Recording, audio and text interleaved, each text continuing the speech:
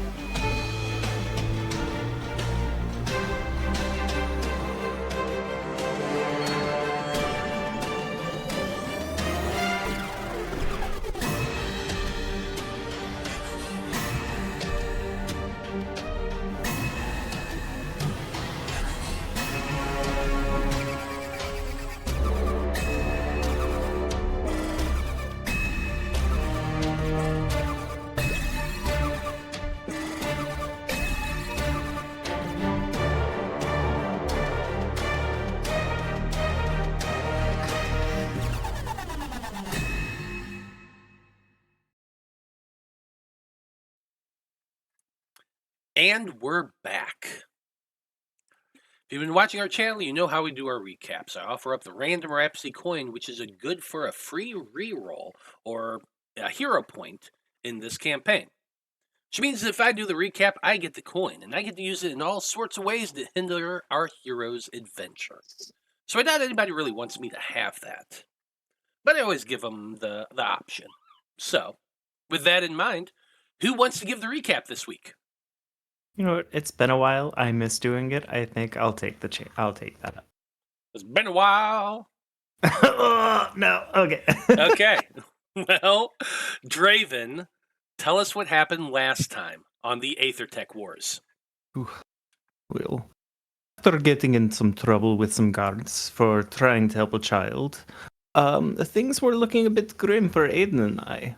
But with the help of some very quick thinking and smooth words from Maiko, we were able to get out of a very sticky situation with just a slap on our wrist and a large loss of some coin.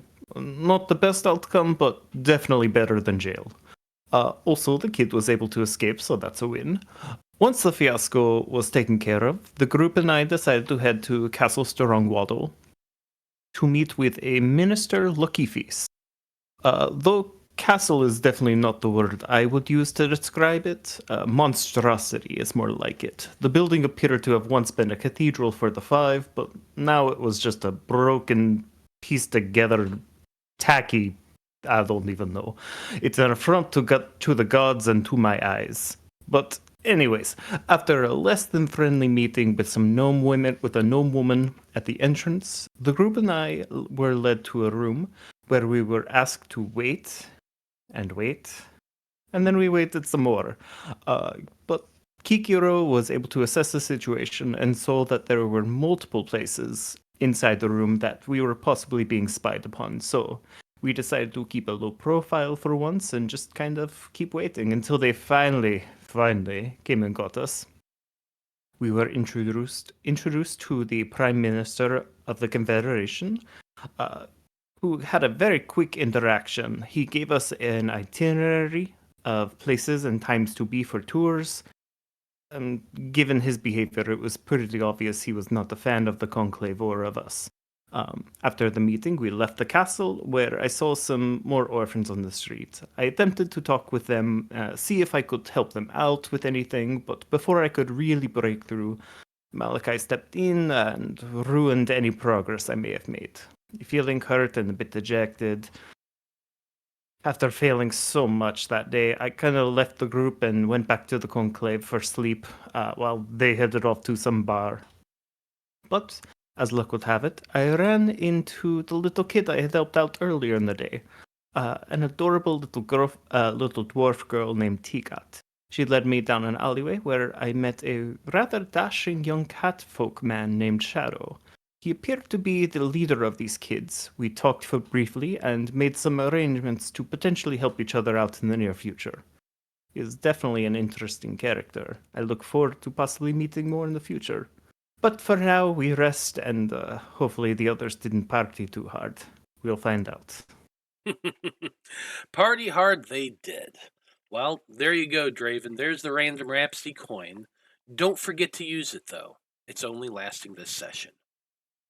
Well, Pathfinders, let's get some music going, shall we? Those of you who went down to the bar ended up having to sleep on the front stoop of the Erudite Conclave, because apparently they close up after a certain point, and they're not going to let anybody in, Conclave member or not. So, for everyone other than Draven and Maiko, y'all are kind of waking up stiff, sore, a little cold. You probably had like bedroll and blankets and stuff, but sleeping out in the middle of just a concrete walk up to the Conclave probably was not the most comfortable thing in the world.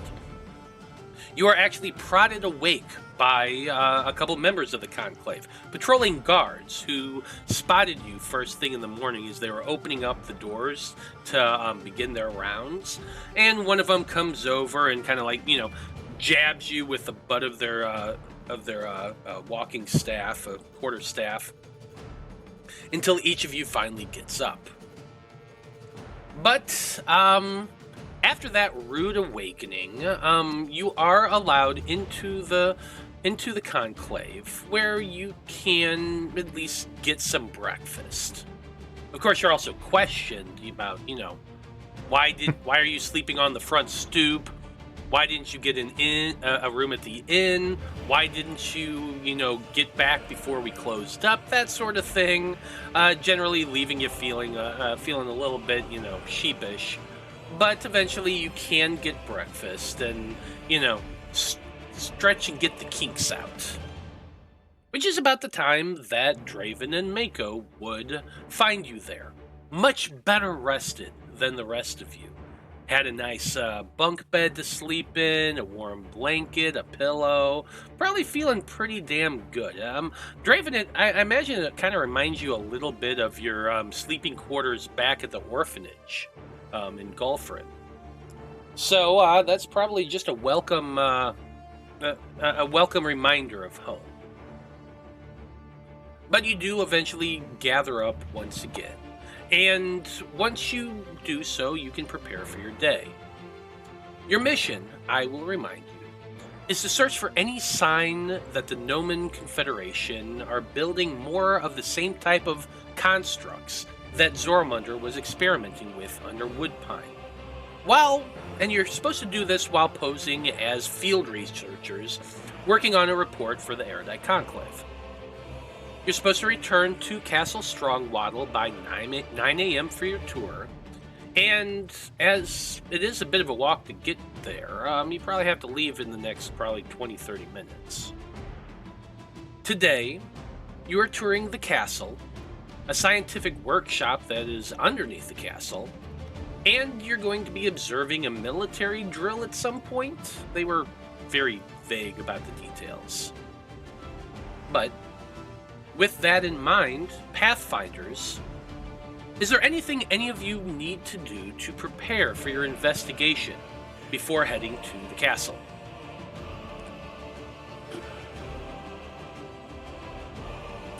I'm good. I don't know if anybody else needs to do anything. Thanks. No? No, I think we're set. Yeah, I think we're good. So, do we want to continue with how we were before, where I go in the fox form? That you want me to kind of go off and kind of sneak around? I can, maybe less seen, or do you want me to go as just myself? I'm torn. I think that's a potentially good idea, but I'm also remembering the last time you went off and explored on your own with the mare. I don't think we'll get out of it this time if you get caught. But trust you. You're good, right? You can do this. I can do this. I won't go through any vents again. How about that? Oh, Through any toilet vents.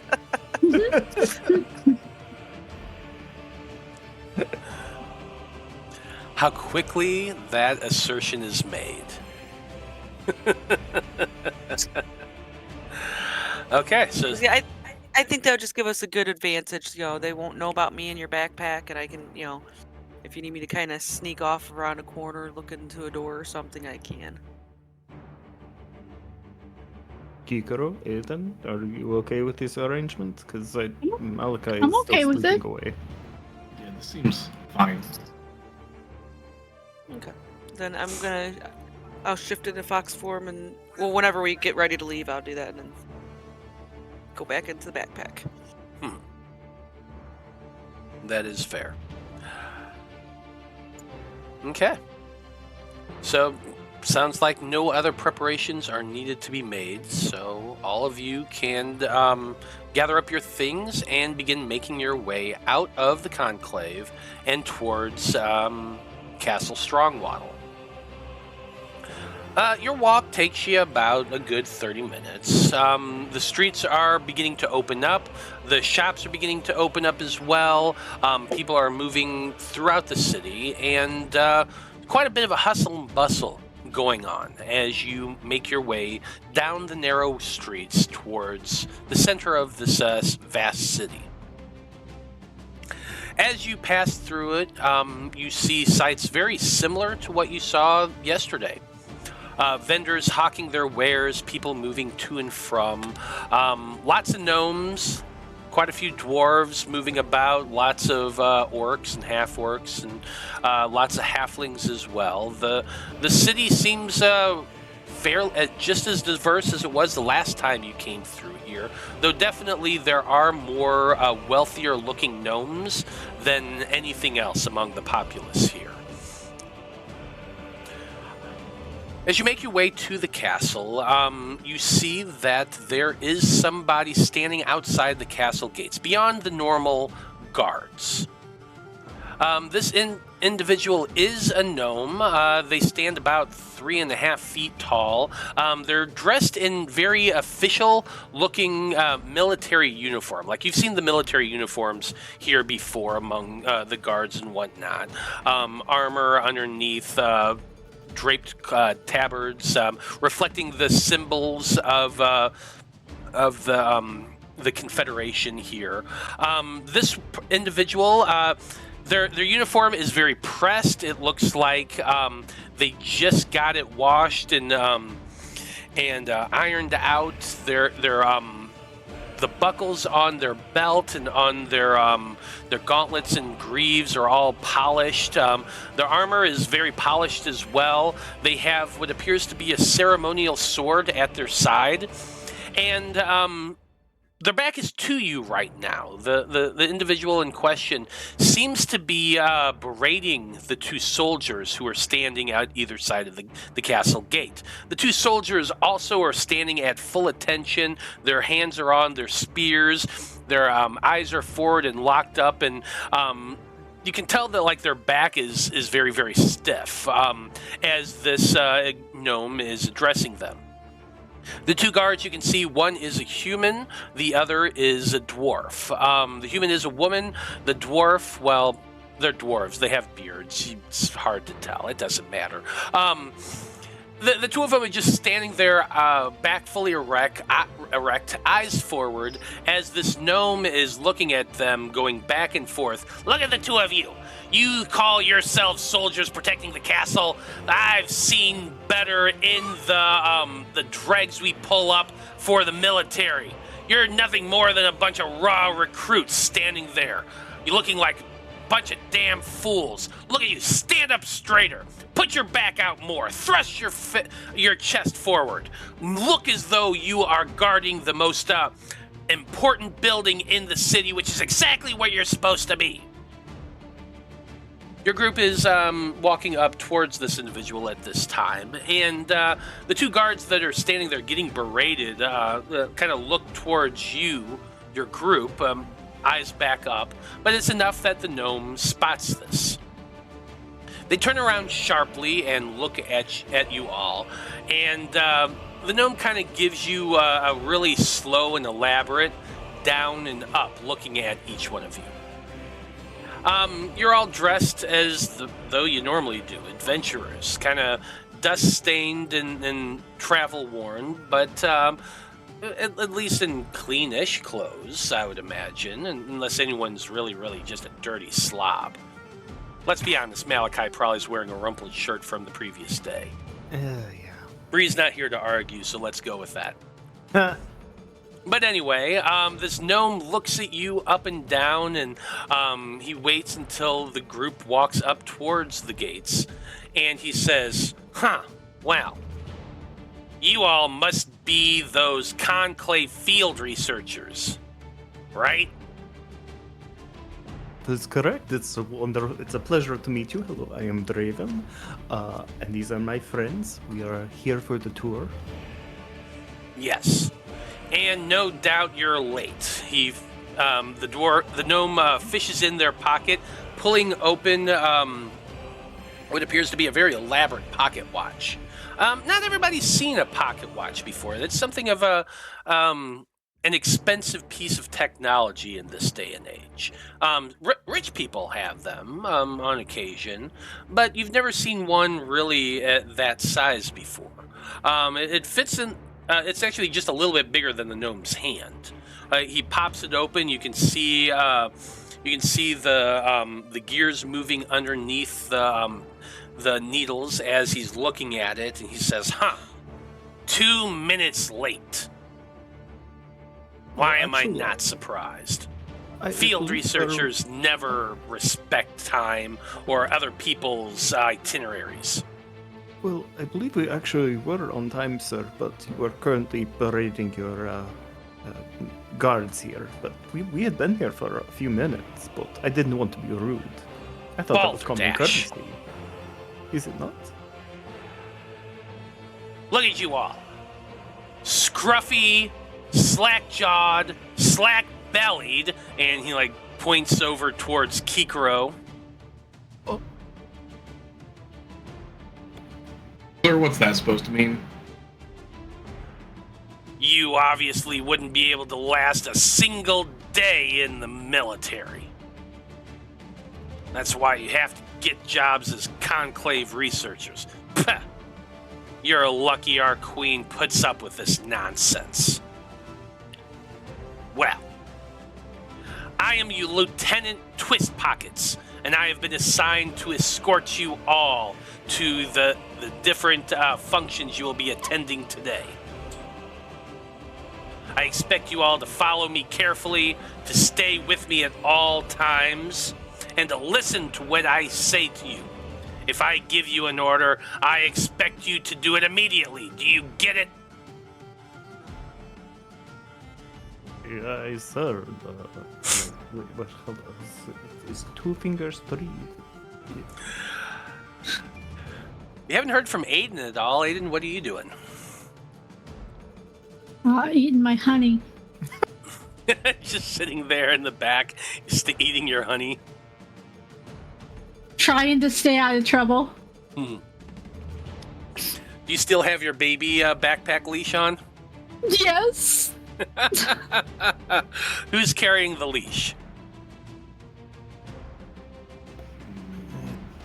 Probably, unless somebody else wants the honors. I think I had my leash privileges revoked.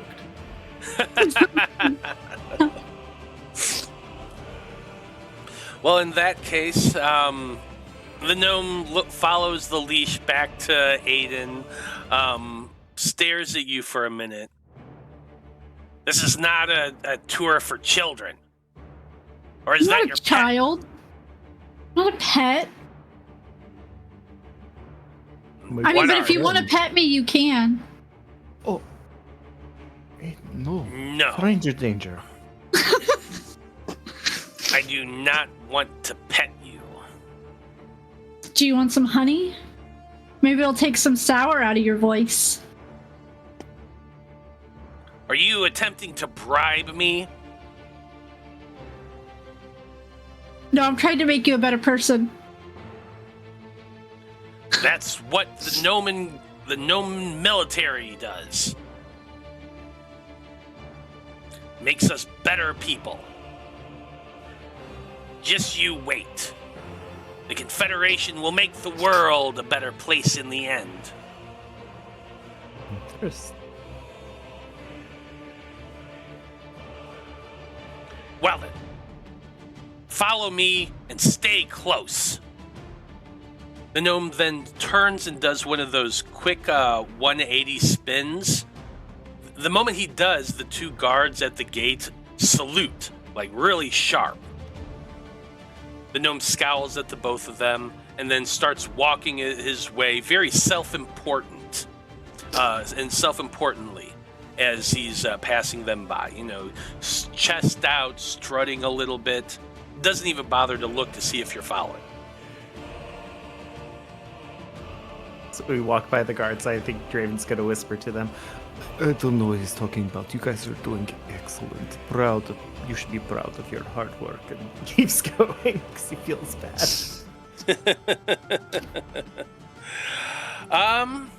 Give me a diplomacy check. Let's see. Maybe? There it is. Then a minute. 13. 13, not bad. You notice that the human woman kind of gives you a small, like, nod of thanks as you pass. Cool. Their eyes are forward again. There's more people beginning to file their way to the castle. And so they look on past as you all start making your way inside. Now, I described last session what the castle looks like. I think Draven did an excellent job of describing it in the recap. It's a hodgepodge. It looks like a church cathedral that they built onto it to make it look like a Gothic castle. And it doesn't really look like either, but that's what it is. It's kind of odd looking. But you can see that on the open grounds around the castle, there are a lot of military personnel. They're all in kind of a full parade doing a march around the castle right now. You see at least 100 of them just marching, and your group stops. Well, at least the gnome, Twist Pockets, Lieutenant Twist Pockets, he stops right in front of where they're supposed to walk. And then he just stands there waiting, not really looking at you. He kind of does a back half glance just to make sure you're with him. But then he just stops there and waits as this military parade walks by. He does another one of those sharp salutes as they come up. The entire parade does a salute back. They continue marching on for about 5 minutes while you all watch this sort of thing. And then you eventually are able to make your way in. Now, as I said previously, I'm not going to go through a whole rendition of what you see here in the castle. I'm not going to describe the unnecessary things. What I am going to do instead is see what you're able to glean from this tour of the castle. So I'm going to have everybody do a series of rolls. This is going to be what kind of information you're able to gather as you're making your way through the castle. I'm going to give off, there's 4 of you because Brie isn't here, so I'm going to give you 4 rolls. Everybody chooses one of those rolls. You're going to make that roll, and based on what you get, we're going to determine what you're able to uncover here. So, the first check is just going to be a a perception investigation check. This is you just going through the castle, listening and observing. The second check is going to be a society check, because there's a lot of people inside the castle right now, doing various different things, some of it part of government function, others here to be seen by the queen, others are just, going about their daily business. So society is number 2. Number 3 is going to be a diplomacy check. This is how well you're able to finagle dealing with Lieutenant Twistpockets and getting them to kind of give you more information than he obviously wants to, because you can tell just by speaking with this man that he's doing this because he's ordered to, not because he wants to. Now, the 4th check is going to be a lore check. You can make a case for what type of lore you're going to be using, and how it would be effective within this whole structure. Okay, so I want somebody to make a lore check, somebody to make a perception check, somebody to make a diplomacy check, and somebody to make a society check. Who wants to do what? I put it in the chat, but I think I will try again to do diplomacy. It's what I'm good at. Dang it, I should be good at this. Okay. I have a plus. Go ahead, Brandie. I was going to say, I would prefer either the perception or society check myself. Those are the better ones. I've only got terrain lore, and I don't know that would help us much. I shouldn't do the society, because that's only a 0. Could maybe try and figure out an argument for why engineering lore should work, but it would probably be a tough sell. Does anyone have a lore or a lore? Are we looking at? Are they showing us any weaponry or anything like that, Matt? Like something that. Well, not specifically during this tour, but I will say that engineering could be used as the lore check. Okay, so I can do that. My perception is way better than that. Okay, I mean, if your perception's lore better, that makes sense. Yeah, if you want to do perception, because if that's way better than that. I've got a +6 in society, I've got +8 in perception. I have a +9 in society, but my lore skill would not help here. Okay. Then honestly, it sounds like Kikiro should probably do the lore. That's your lore sounds like it's going to be the most helpful for this. Mm-hmm. And then you said you had a +9 in society? Yeah. Okay, then why don't you take society and I'll take perception? Okay. Okay. So Aeden's doing society, Draven's doing diplomacy, Maiko's doing Perception. the perception, and Kikiro is doing the lore engineering. And yes, there are reasons why this works, so you can absolutely do that. Go ahead and make your rolls. Public or to GM? Public. I guess you could do them to GM. That would make more sense, and we can do that on this. I forget we do that. Oh well, it's fine. 23. Okay. Look at you, Draven. Let's go. Out of it. It's a new year. It's a new me. Let's go. Heck yeah. And I got 18 for my perception. Okay. Maiko with a perception of 18, Draven with a diplomacy of 21, Kikiro with the engineering lore as a 20, and Aeden with the society as a 23. These are some great rolls, folks. Here's what you're able to determine as you're getting this tour done of the castle itself. Maiko, you notice that there are a shit ton of people here. As you're making your way through the castle, there are guards everywhere. There are people of very wealthy society here as well. You're seeing crests and emblems of countries that some of which you've heard of, other of which you have not at all.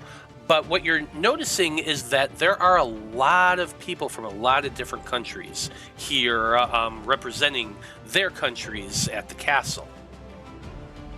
Draven, listening to the talk and like kind of keeping the gnome on focus and all that. You're chatting with him as you're making your way through the castle.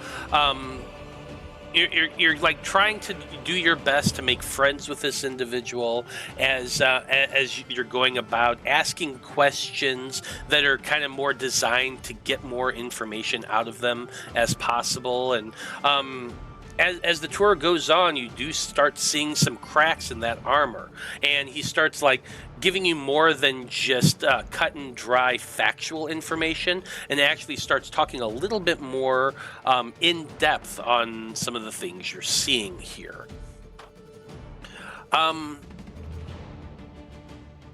Aeden, with your society check, you're small. You have that leash, and you're kind of nondescript, and that that's not the word I'm looking for, but like.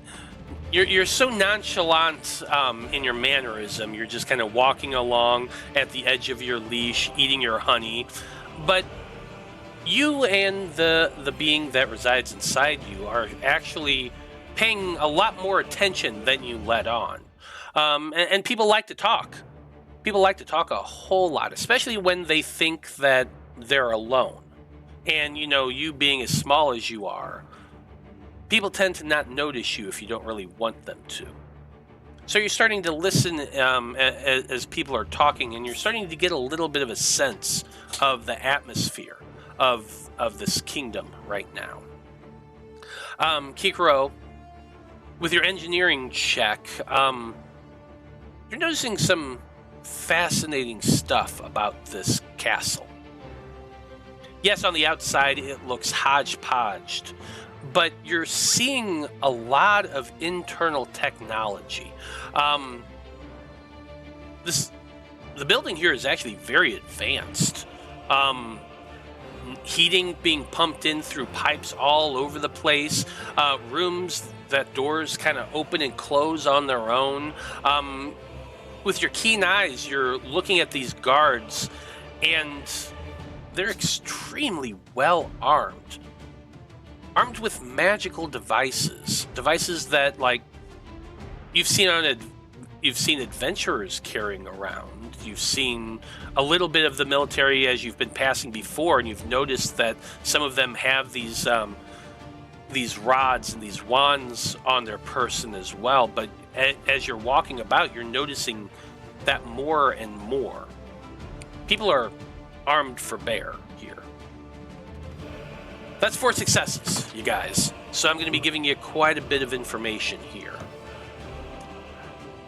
The political structure of this castle is high alert.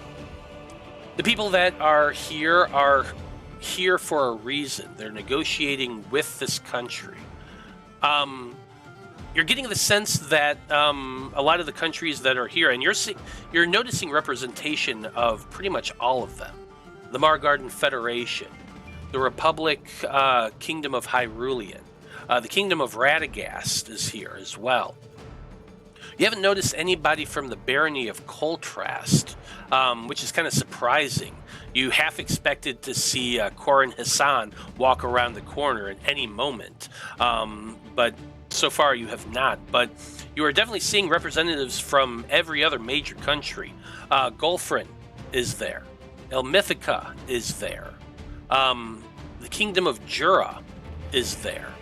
These are all major countries here on Loroupa that, since the breaking, have really been separate and have been dealing with their own shit. For the last 40 years, most of the countries have kind of gone insular and focused on solidifying their borders, keep getting their people, out of crisis mode, stuff like that. But here, it honestly, Nomengrad looks as though it's functioning post-breaking, as though it's a major network of a major political hub, even though this kingdom hasn't really been around, or it's not kingdom, but this confederation hasn't been around for more than about 35 years. You're noticing that the technology here in the capital is quite a bit higher than anything you would be expecting. Now, you do know from history that Nomengrad, the Gnomon Confederation itself, Nomengrad, the city and half the country, basically split off from the Dourwind Empire during the breaking. It was one big hegemony between the dwarves, the gnomes, the halflings, and the orcs, with the dwarves on top. But when the breaking happened, this city literally split in half, as the country did as well. And while, yes, it was a dwarven kingdom at one point, it was very technological for dwarven standards. It almost looks like it's a brand new, like technology seems to have surged here in this country over the last 40 years. You're seeing a lot more mechanical type stuff, like flintlock and wheel, like steam powered equipment, that sort of thing. The country seems to be running on steam. Like the castle itself is hot. It's at least 10 degrees warmer inside here than it is outside in the city. Like, so much so that you all kind of begin to sweat a little bit as you're making your way through the castle. Let's see, where was I? Politics as a whole are focused on one thing. Getting to be in good political relationship with this new fledgling country. Now, like, the Barony of Coltrast does have dealings with other countries as well, but it's much more on a smaller end. If Malachi was here, he would be able to tell you that living in Coltrast, the city itself, like,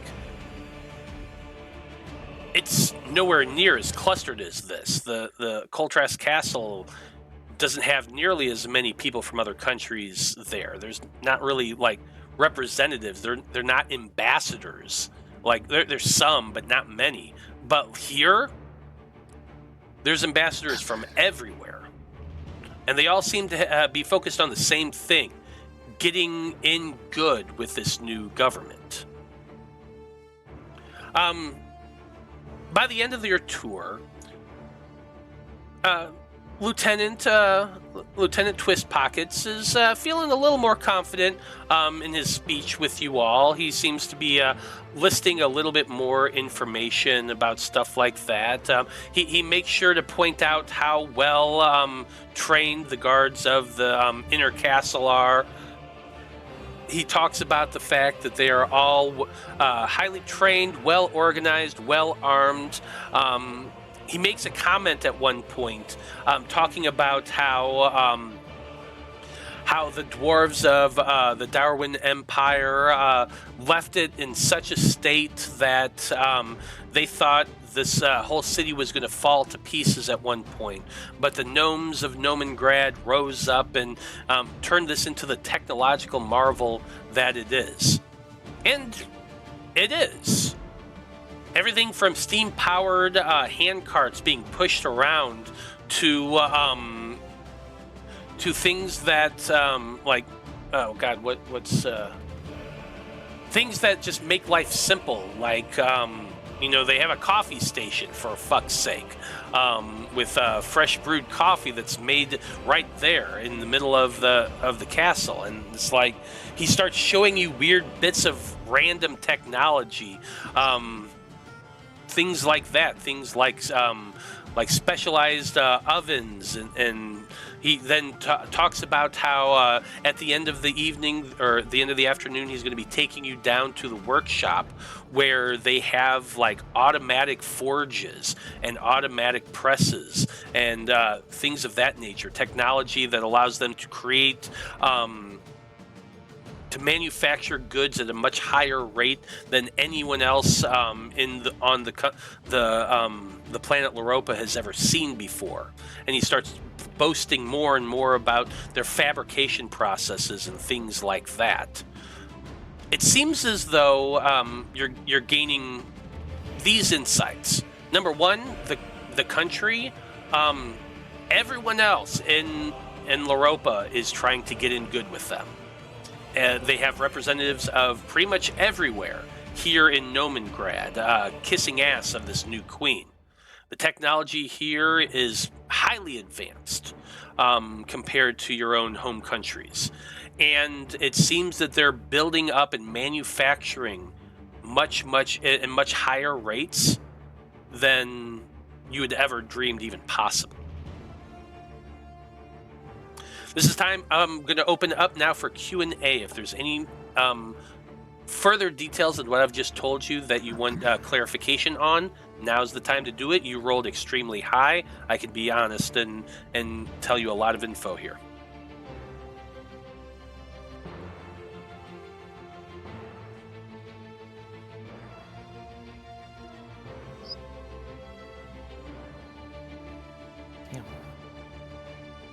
Are they? Oh, go ahead. Are they building more of what we saw underneath the town? You have not seen that specific type of technology. Like, you have not seen any automatons of any nature like that. But you've seen similar, similar in the fact that a lot of it seemed to be powered by steam and magic. A lot of them, you have seen like larger constructs here, things like moving. God, what was it you saw previously? You saw a very large mechanical construct that was like a troop loader, something that was very, very large that was kind of moving throughout the outer area of the castle. It was like a four-legged, almost looked like a big ass bison with on four legs, and it was all steam technology that was allowing it to move, and it was being used as a troop transport. You saw something like that, which is definitely similar to what you saw underneath Woodpine, just on a much larger scale. But you haven't seen any of that smaller, more offensive type of technology like you've seen yet. Now, do they have? Wasn't it powered by like some kind of glowing rock, or am I getting? It was powered by a glass cylinder filled with a magical looking mist. Okay, and are we seeing that in these ones too? No, you have not seen that specific technology yet. You've seen like similar stuff that kind of remind you of that technology on a larger scale, and you've seen like the steam technology, the copper, the gears, all that stuff. But it's all being run by steam versus that. Correct. That mist stuff. Okay. Correct. So the technology is similar, but you're not seeing it. You haven't seen any of those cylinders. You haven't seen any automatons being powered by that. You've all more seen like the background life simplifying technology. That's what you've seen so far. And then also through our travels through this castle, have there been any doors that we've passed by that seem like, how do I want to put it, like maybe extra protected, maybe something that there's no way that we're gonna like finagle our way in, you know, like maybe where they keep some of their top secret stuff? Oh, well, there's definitely been places that you've seen throughout the castle that are you're not allowed access to, like employee-only kind of areas. There's definitely areas that doors are just guarded and you're not allowed past, and the lieutenant kind of points to it and says, yeah, that's such and such, that leads to this wing over there, but he's always kind of vague when talking about what it is. But you can definitely see that there are certain areas that is more well protected than others. Does that make sense? Yeah.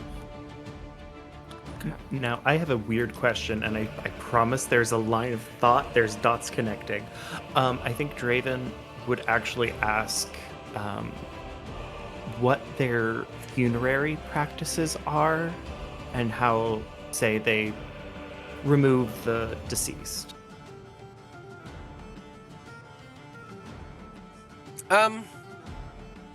Like, are you meaning the military, or do you mean just the country as a whole? More the military.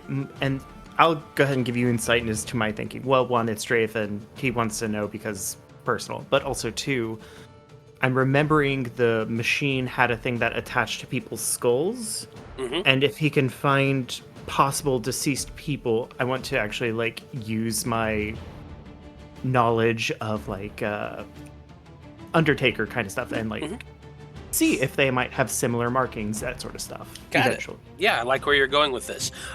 You are told that people who are in the military typically are, if they do pass away, they're given a proper military funeral under the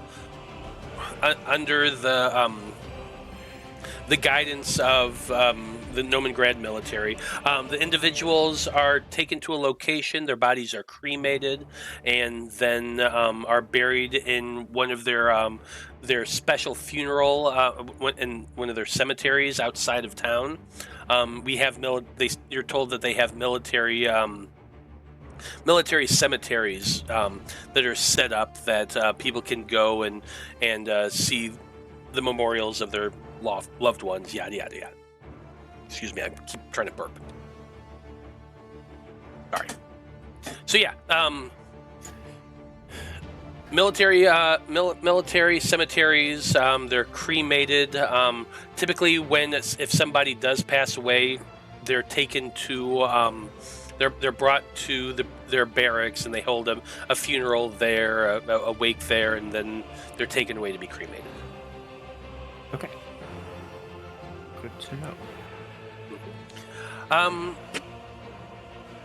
One of the last things you notice is that as you're walking through the castle, you're actually walking up on the castle wall that surrounds the castle, and he's kind of showing you how high the wall is and how well defended it is. You notice that there is a group of individuals that are actually being kind of... basically what you're seeing is a chain gang. There's about a dozen or so individuals chained hand and feet, walking along in a single file, being led by a group of soldiers. About a half a dozen soldiers walking alongside them, and they're being led to one of the back entrances of the wall of the castle. You actually notice them as they're walking, and they're kind of walking along. They all just... Oh, God. Remember the first scene from Army of Darkness? Mm-hmm. Yeah, that's kind of what you're seeing here. A lot of individuals, a lot of dwarves. Of the dozen individuals there, at least half of them are dwarves. And they're being led into the castle.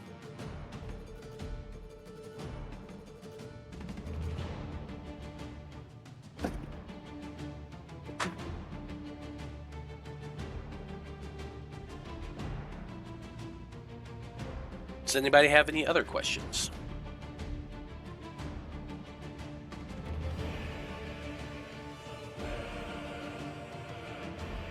No?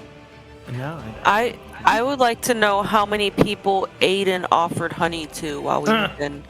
All of them. Like, I think they just go around eating lemons all day. They need a little sweetness in their life. I think that's why Aeden was able to do so well, because everybody's just looking away disgusted, so they're able to really look at them back. Like, nobody's going to look at Aeden, so Aiden's going to look at them. Mm-hmm. Yeah, for the most part, people tend to ignore you, Aeden. You're just kind of walking along, looking up at everybody. You want some honey? Nobody really replies. Should go around offering lemons. Ooh, I can make some lemonade. I love how spicy this is making Aeden, though. They're so mean here. And then she just starts imitating them marching. Like in that, like, I'm making fun of the teacher kind of way. Mm-hmm.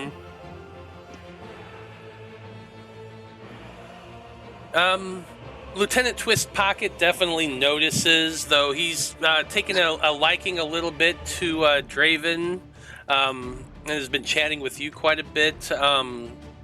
He turns his nose up to Aeden at every possible moment. Oh, absolutely. Now I think you can understand why the leash. They're very skilled and knowledgeable in very certain things, but you gotta keep them close.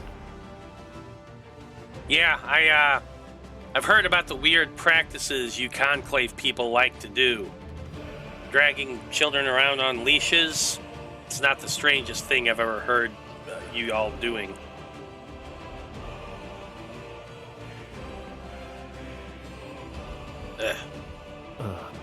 I think Aeden has gotten to the point where she's done correcting that she is not a child.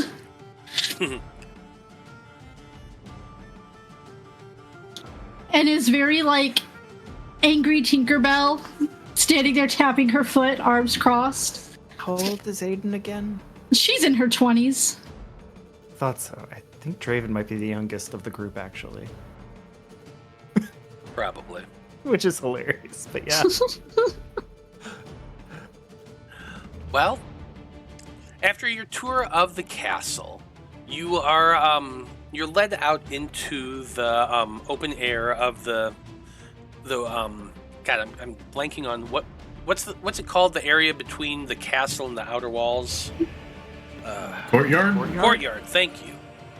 You're led out into the courtyard of the castle, where a small tent pavilion has been set up with a bunch of chairs and a platform with 3 very large chairs.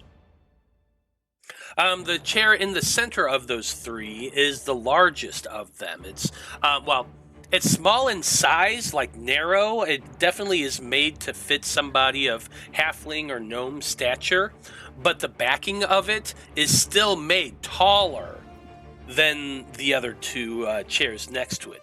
One is designed for a larger individual of medium humanoid stock, and the other one is also much narrower in chair width, definitely another sized for a gnome or a halfling. But the back is much shorter than the other one. And then there's like another half a dozen chairs kind of all set up around those three. And then on the ground, next to the stage, there's another like 3 dozen chairs all lined up. Lieutenant Twistpocket leads you over towards it, telling you that it's almost time for the military drill that we're going to be observing this afternoon. He tells you, oh, this is going to be so exciting for you all. Make sure you take detailed notes. I know your conclave likes their notes, and make sure that everything is accurate. We want our portrayal to be as accurately represented as possible. So be very mindful and make sure you give us all you put us all in the best light. As you're making your way over there, you can see that there are a lot of other people heading that way as well. Individuals that you had seen previously while in the castle. These are all the ambassadors from all the different countries coming out to sit down and watch this event with you.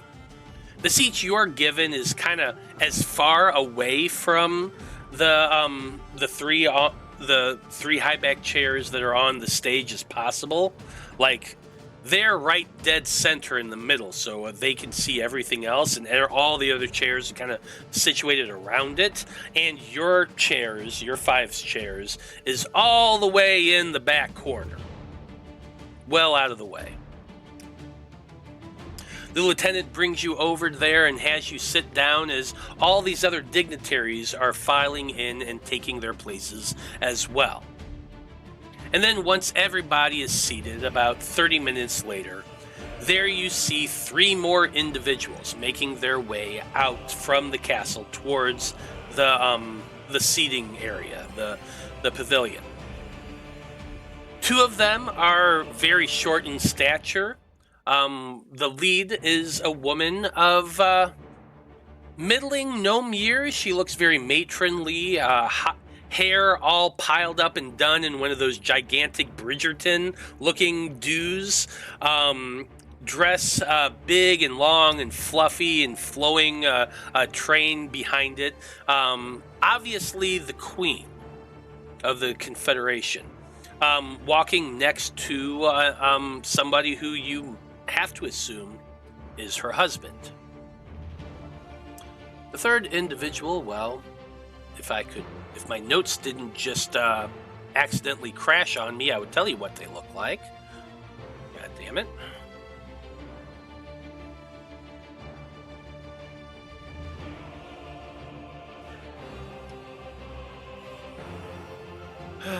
Waiting for it to reopen.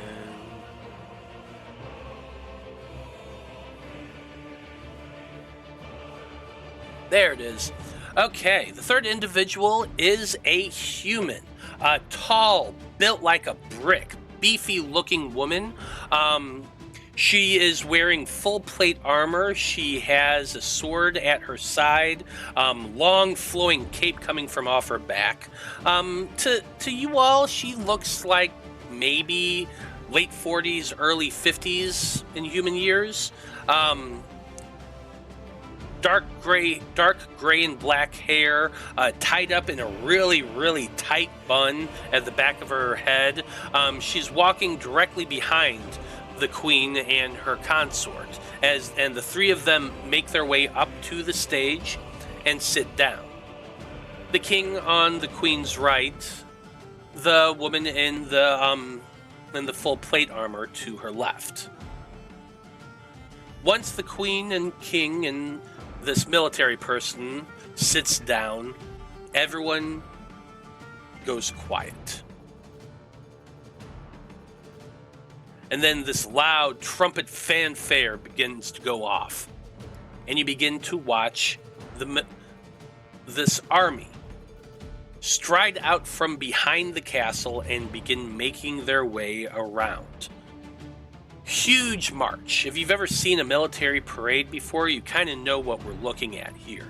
This is an army on display. Full regalia, weapons shown and polished, marching in unison, and you begin looking closer. Go ahead, I would like you to make some rolls now. Once again, I'm going to have you make a diplomacy check, a society check, a perception check, and a lore check. You can make the same ones if you want to.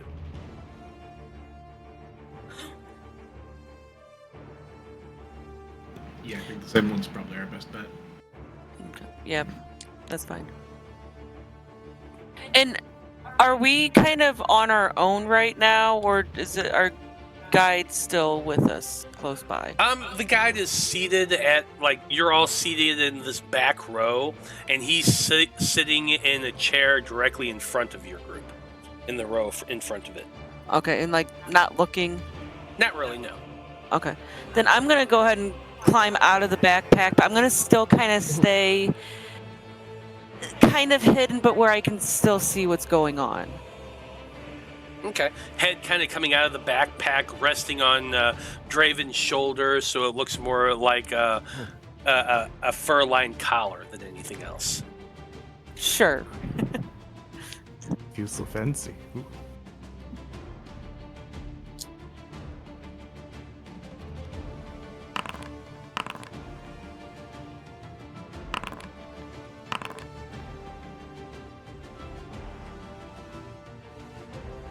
Way to go, Draven.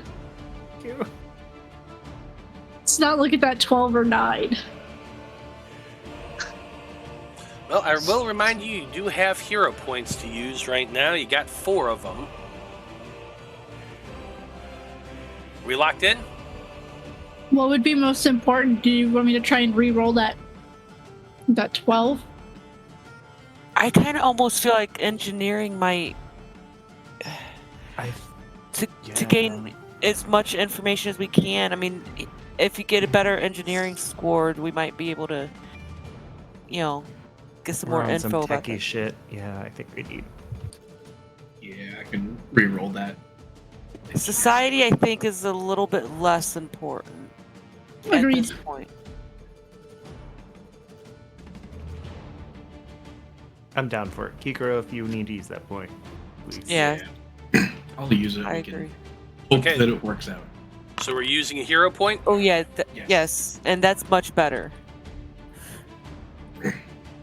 Okay. Awesome job. So, Draven, you rolled a 23 diplomacy check. Aeden, you rolled a 12 society.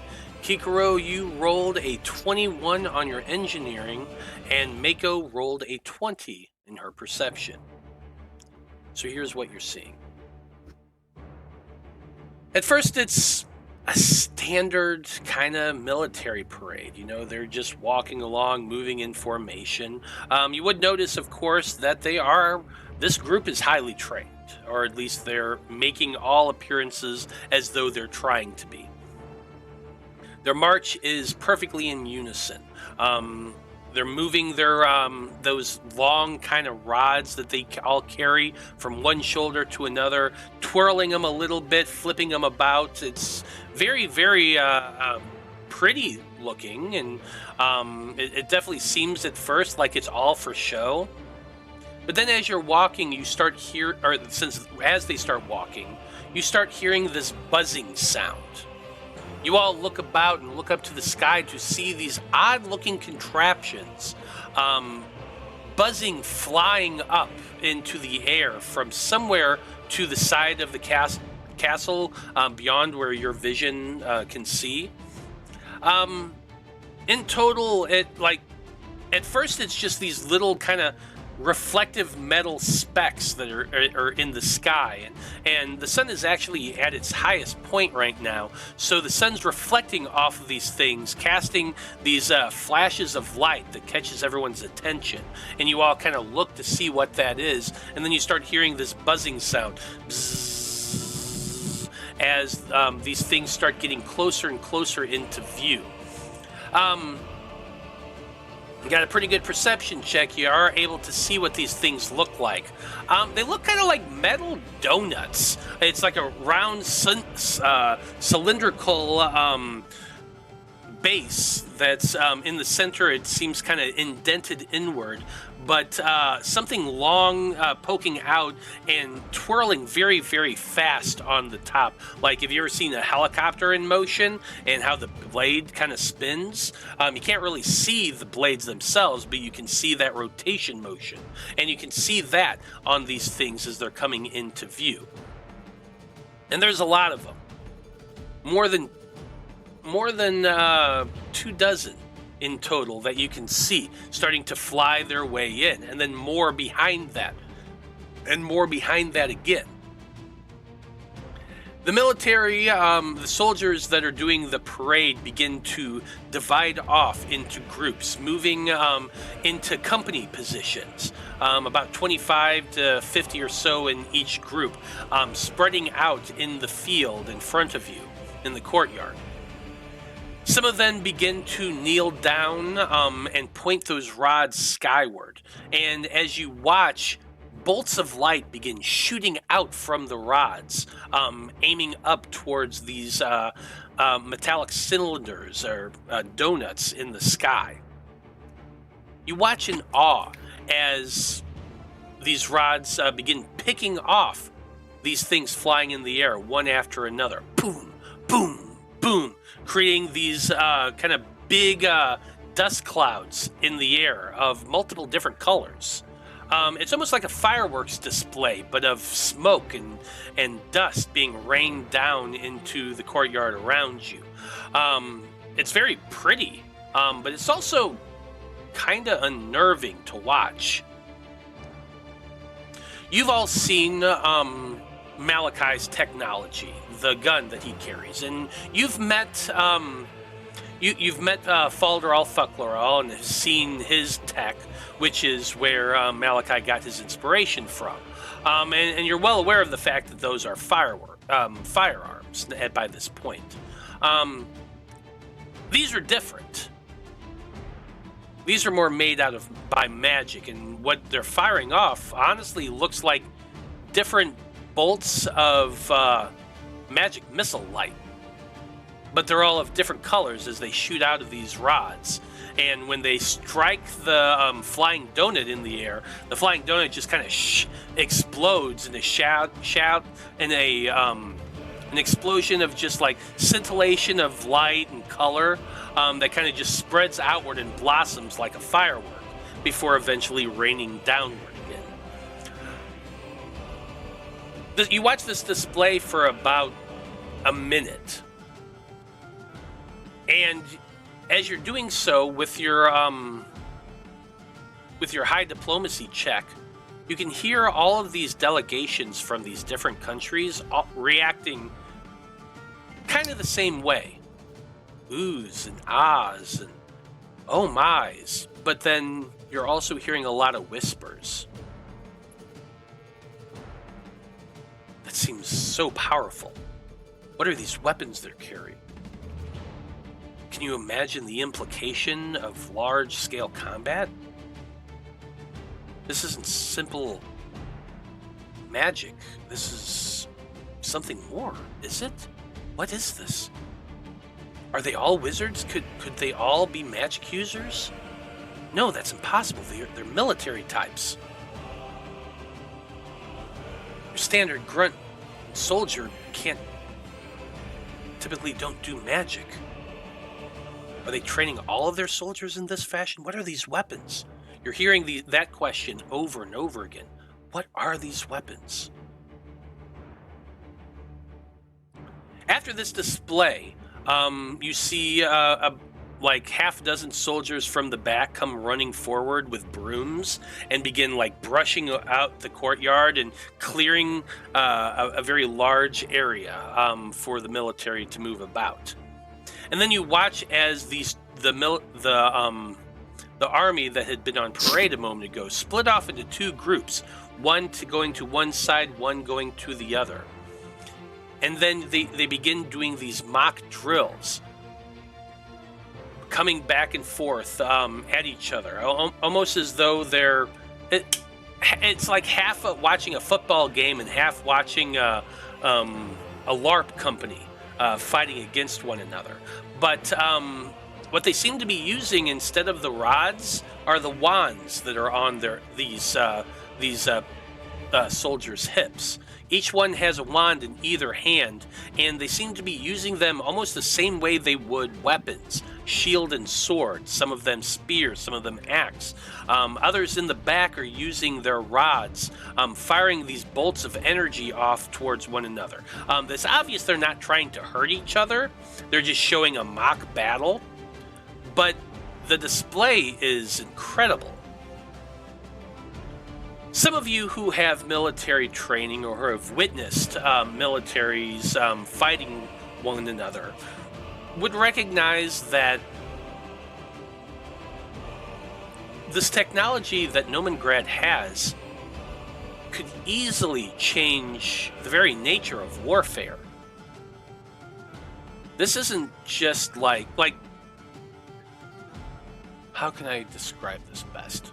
Imagine all of the world's technology are at medieval level, and you're coming up against, it's like the samurais coming up against Western flintlock technology in the turn of the century.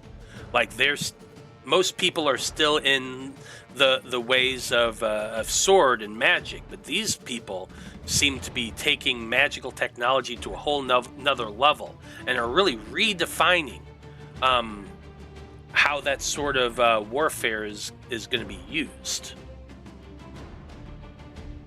When the display ends, the two sides come together once again, they all form up, and they go marching away back to the other side of the castle.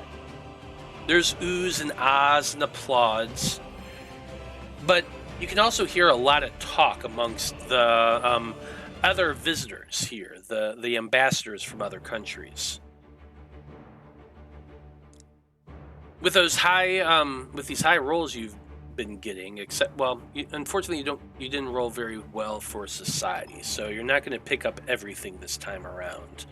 But you're getting the sense that the ambassadors that witnessed this display are getting kind of nervous. The talk as all these people are beginning to spread out and disperse is one of concern. What does this technology mean? How would this be used in actual warfare? Why are they showing us this technology now?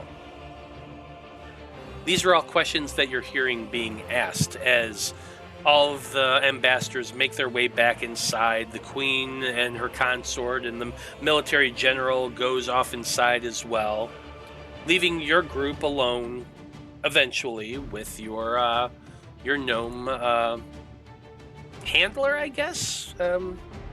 Guide. Let's call him Guide.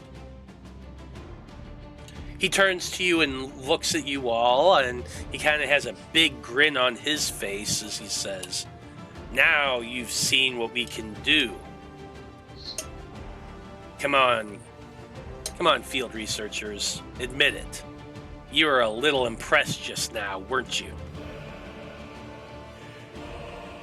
It's very interesting. I've seen nothing quite like this, but my friend over here, Malachi, has created something pretty similar. It's very impressive too. So, but again, this was a very lovely show. Sad about all the cleanup you have to do afterwards, though. It must get everywhere. Dirt in every crevice. Oof. The lieutenant kind of grins at that and says, "Oh, don't worry. We have plenty of workforce to deal with this sort of thing." "Oh, there's some now. And you do see, you see another couple chain gangs start making their way out from the back of the castle and begin getting forced to clean up the courtyard around the castle.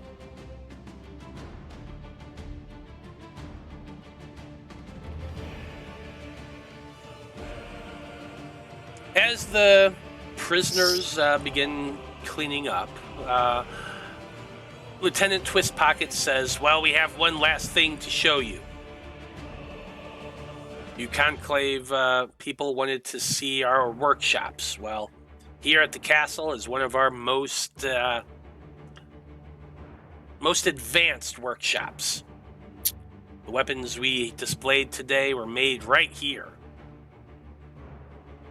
And our queen has allowed you to have limited access to see what all we're doing. We're not going to show you any trade secrets, of course, or how it works, but we can show you how we mass produce them. Let's hurry up and get this done. Come along now. Finally, something interesting. Oh, my face hurts. It's because you've been doing this, and she makes this like lemon sour face. You've been around them too long. And when he says he's gonna show us like where they're producing things, Maiko's gonna kind of perk her little ears up and kind of indicate to Draven, tap on his shoulder, just kind of hopefully he understands, like, hey, as soon as you find somewhere to let me down to get a closer look at some things, hoping that kind of conveys that message anyway.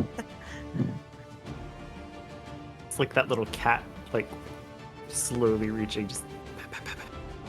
Yeah, exactly. I'm just gonna pat up there, like, kind of chitter a little bit, trying to talk. I can't. In two levels, I can maybe take a thing that'll let me talk, but I can't right now. It happens. But yeah, with the show now over, Lieutenant Twist Pockets is going to lead you down below the castle to see some of the workshops that are down there. Making your way down to the castle, well, you're taken to the interior anyway. You are led into one of the rooms, and you are told, okay, before we go any further, unfortunately, I'm afraid we're going to have to blindfold each one of you. You cannot see the direct path that leads down to here. While we are accommodating to the erudite conclave, we are not going to give away all of our secrets, and one of those secrets is how to get to our workshops. So stand right here. We're going to have our people come in and blindfold you, and then you will be led down individually.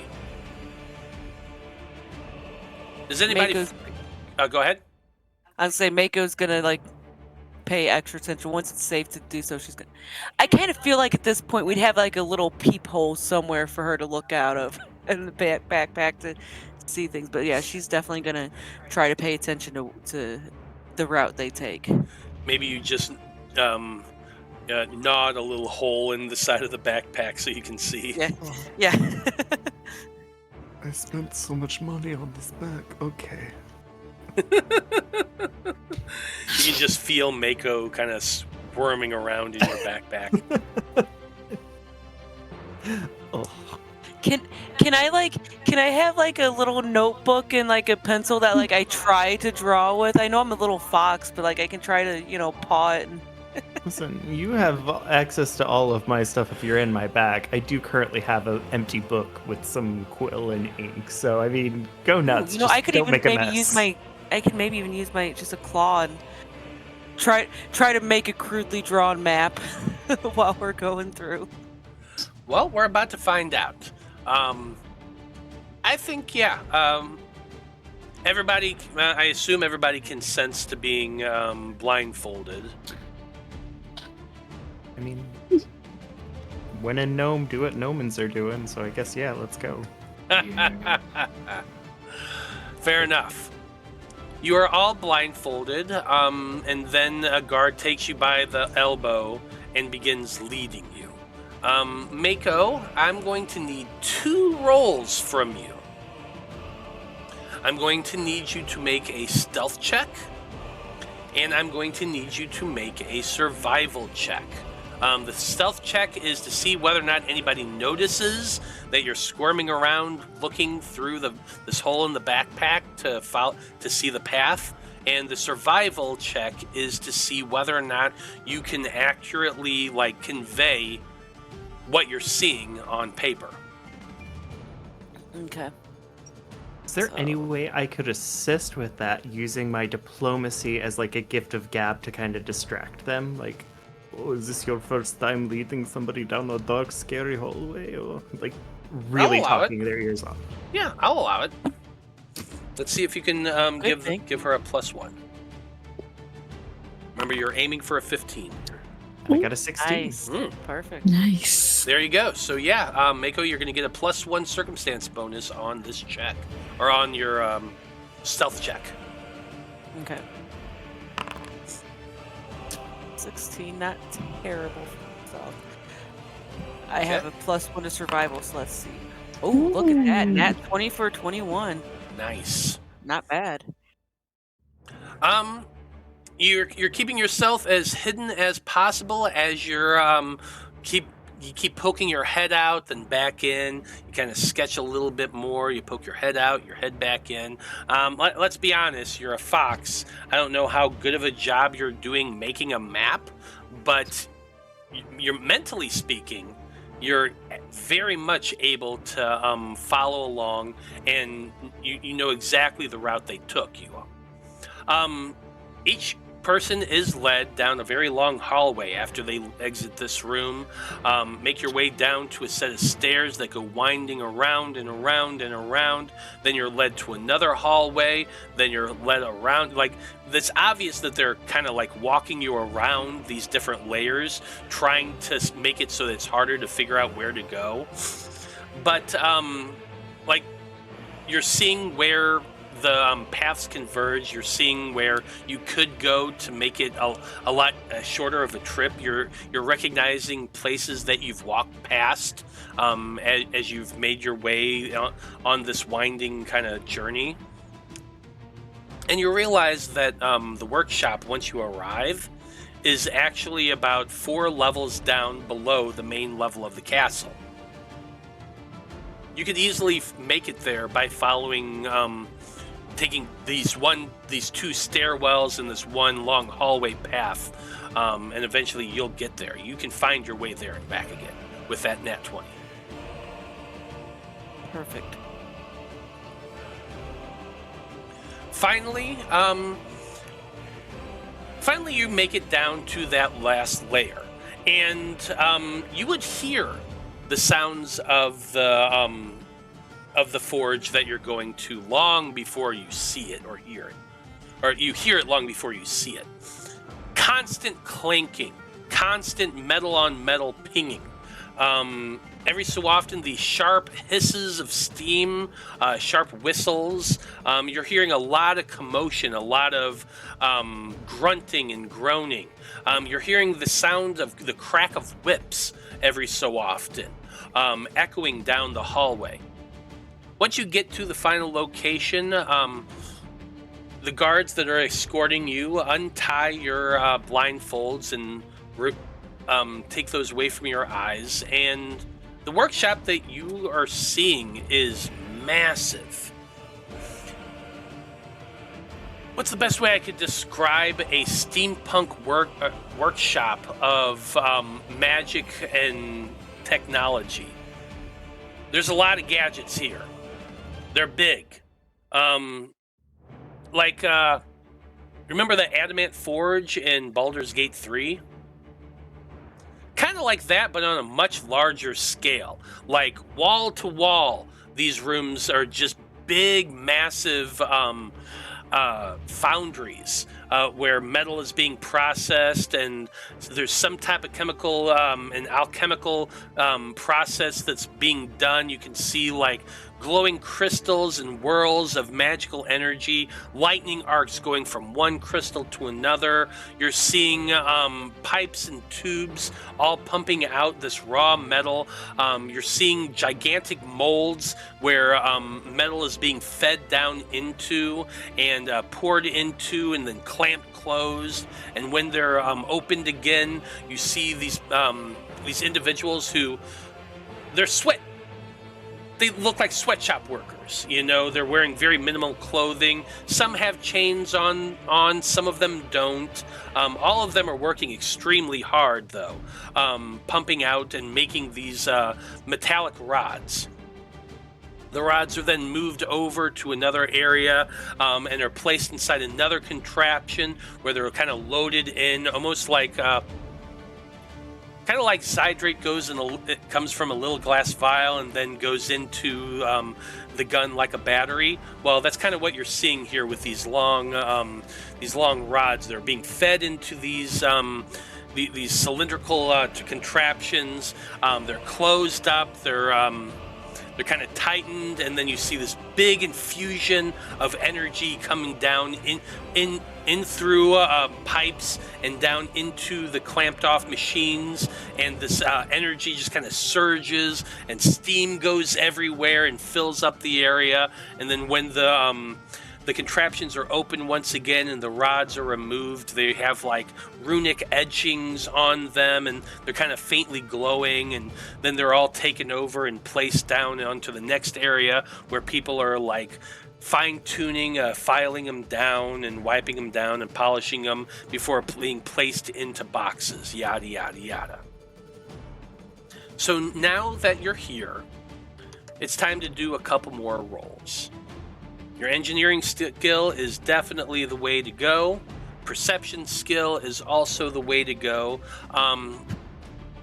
If you have any other, you can also do a survival check if you want to. I'll allow any of those three.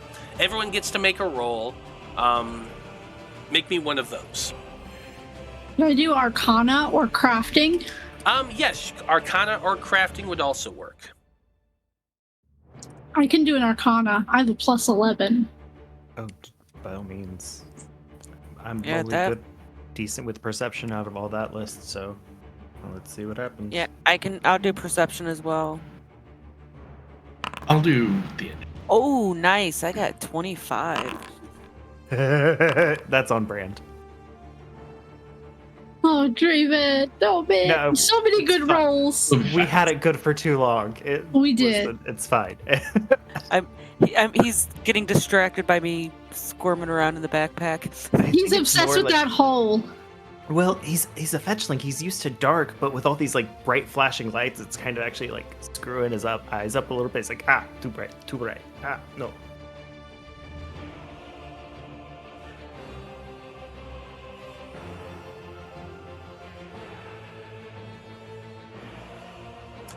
Sorry, I was muted. I said Red Dragon 82 redeemed a hydration check, so everybody go ahead and hydrate real quick. That would be River Dragon, not Red Dragon. River Dragon, yeah. I'm out. Gonna have to go get a drink on break. Same. Which we're getting close to. So let's clear this up real quick, and then we're gonna go on break. Draven, before you lock in, I will remind you still have the random Rhapsody coin. You know what? Actually, it is that time. May as well. I will go ahead and reroll, see if I get any better. Okay. I mean, you can't get any worse. Yeah, But you can get the same. Yeah, True. but that's not worse. I'll take that. Hey, 19, Yeah, that much is better. better. So Draven's Perception, that's 19. Aeden's Arcana, 25. Very nice. Kikiro's Engineering is a 23, and Maiko's Perception is a 25. Here's what you're getting.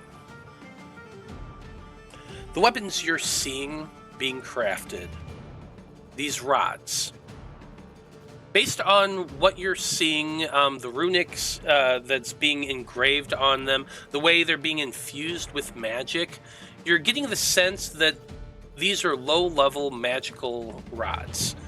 Chances are they are being infused with cantrip-style magic, but cantrip-style magic on the higher end, higher level than just your average cantrip. That tells you two things. Number one, they can be used often. They can be used repeated. And it's giving people who would not normally have access to magic a very powerful weapon in which to fight.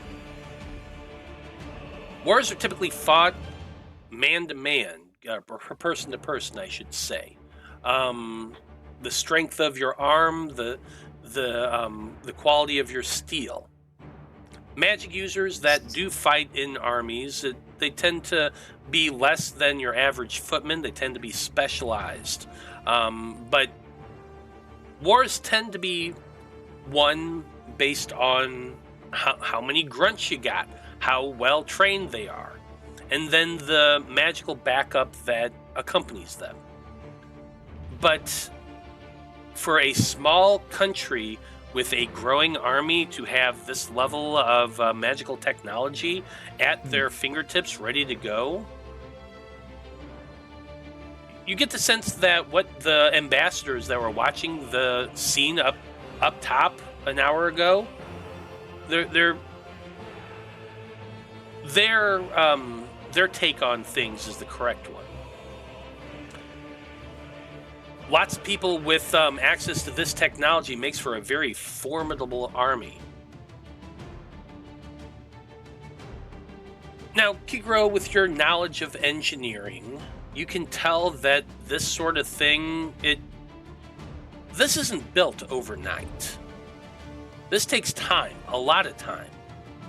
And for it to be pumping things out as effectively and efficiently as they are, they must have been at this for quite some time. There's a lot of trial and error in creating magical items in bulk. It's generally not done. Even like low-level magical items being built in bulk, that doesn't happen because of how much time and energy it takes to build them. But somehow Nomengrad seems to be doing it just production line.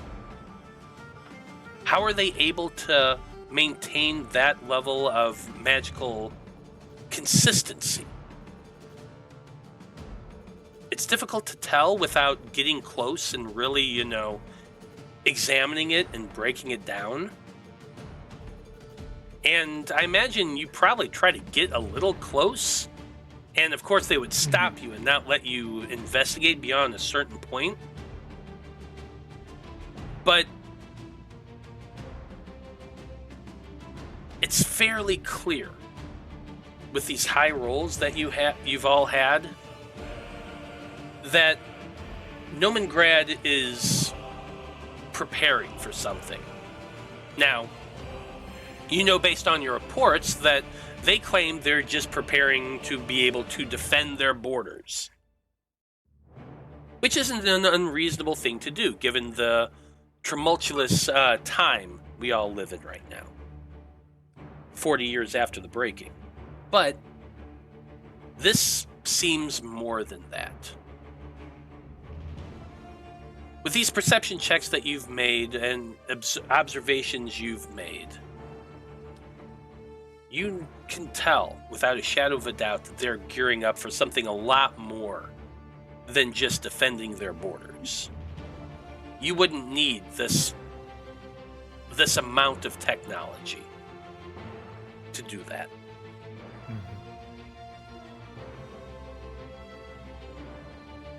Now, Maiko, as you're the stealthiest amongst everybody, you're a fox in a backpack. You would notice something else. With your 25, you're looking along the walls, and you notice a lot of these tubes that you're seeing running from one area of the rooms to another seem to all be glowing faintly with that same magical light that's kind of being pumped down into these forge presses. And they are all seemingly leading farther and farther away. Now my question to you is, at one moment, as the tour is going on, Draven's kind of like walking along, and they see something that catch their eye, and they kind of slow down and pause and are watching. And as the group kind of makes their way past, Draven has somehow ended up at the back of the group. And you see a worker walking by, just making their way past. They have something in their hands. It's wrapped up in cloth, and none of the rest of the group noticed this. But with your 25, you did notice this, Maiko. The cloth kind of slips down to one side as the person, it's a woman. She's wearing a lab coat. She's a gnome. Just kind of walking along opposite and going in the opposite direction. But that cloth kind of slips off of the thing she's carrying, and you notice that it's a metal tube, or a glass tube with metal stoppers on either side, brass stoppers and wires kind of twisting around the thing. It looks very, very similar. Not exact, but similar to the contraptions that were powering the constructs underneath Woodpine. When that cloth slips down off of it, the gnome woman immediately grabs it and pulls it up again and covers it and goes scurrying off, heading down one of the hallways away from the group. But you definitely saw that cylinder. Okay, and with that, I'm gonna, I'll quickly tap on Draven's shoulder and everything, and kind of indicate to him that I want him to let me out. So I'm gonna stealth. You know, I gotta do it. I gotta follow her. Okay. Well, I need a stealth check from you then.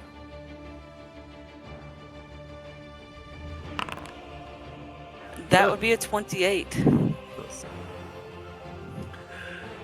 As nimble and as silent as a minx, you go slipping out from the top of the backpack. You kind of scurry down Draven's pant leg and onto the floor and go running off towards one of the walls where you can, scrunch down and be hidden. You're a kitsune. You're a shadow fox, basically. So if I remember correctly, your fur is dark, isn't it? Yes. Which definitely helps right now because, it's down at the lower levels of the castle. There is a lot of magical lighting and flashes going on about, but down in the corners, in the shadows, you tend to blend in. And so you scurry off, following this gnome, away from the party, away from this main workshop, and into the depths of the castle below. And that's where we're going to stop to take a break. So we're going to be back in about 10 minutes, folks. And when we return, we're going to find out what Maiko uncovers as she sneaks away from the rest of the party. You know how much I love it when my heroes split the party. I can't wait for this. Yeah, and Maiko never gets into trouble when she goes off on her own. Never. Nope. No, never. Always goes in her favor. Definitely. Always. Well, we're about to find out what happens in about 10 minutes when we return. So stick around, everybody. Won't be too long. Stay tuned.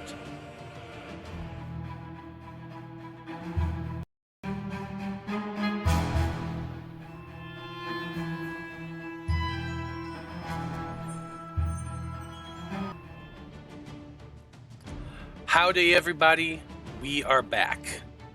And when we last left off, Maiko was in her fox form, hiding in Draven's backpack, keeping an eye on things as she do.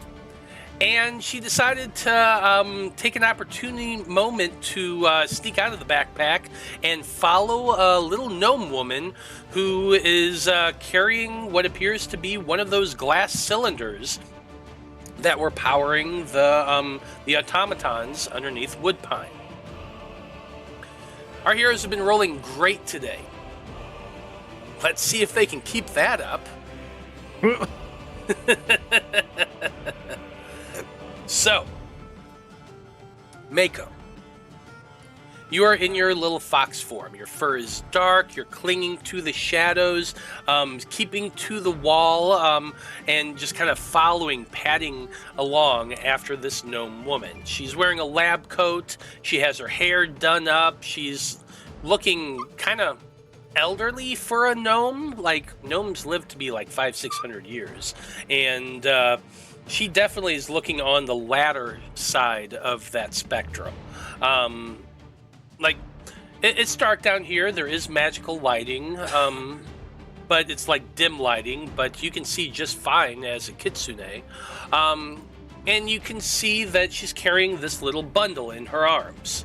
At one point, the cloth slipped away from that bundle, and you did see that it is a long cylindrical glass tube with brass fittings on either side, some wire going around that thing. You couldn't quite see what was inside it, if anything was inside. But you just saw, that glimpse of it as the cover fell away, and she quickly tucked it back in and kept walking. And so you are following her along, keeping to the shadows, staying well behind, but watching where she's going. While the rest of your party continues on in the opposite direction, going on their tour of the underside of this castle. She continues on, following this path, heading to a staircase that seems to be leading down another couple flights. You get on the stairs as well and make your way in. It's kind of like spiraling down and down and down. She passes 2 levels. There's after a certain point, there is a door leading to another lower floor. She passes up one, then the other, and this is about 10 minutes of you following her. She comes down to a 3rd level, where she exits and continues on walking down a hallway. You kind of pause at the door and look in through it, and you can see that this hallway goes quite a ways down. Make for me real quick. Let's see, what would be a good roll for this?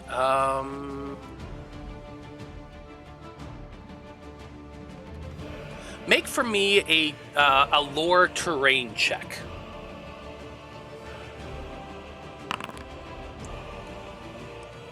That would be an 8. Okay. Unfortunately, it is very difficult to tell where about you are exactly in relationship to the castle. It was somewhere above you, it was pretty big, but walking these halls as you have, you're not quite sure if you're still within the confines of the courtyard around the castle, or if you've made it past that and you're somewhere underneath past the wall itself, underneath the city. You're not quite sure, but it has been quite a ways that you've been walking. You're very sure about that, so you're definitely not underneath the castle itself.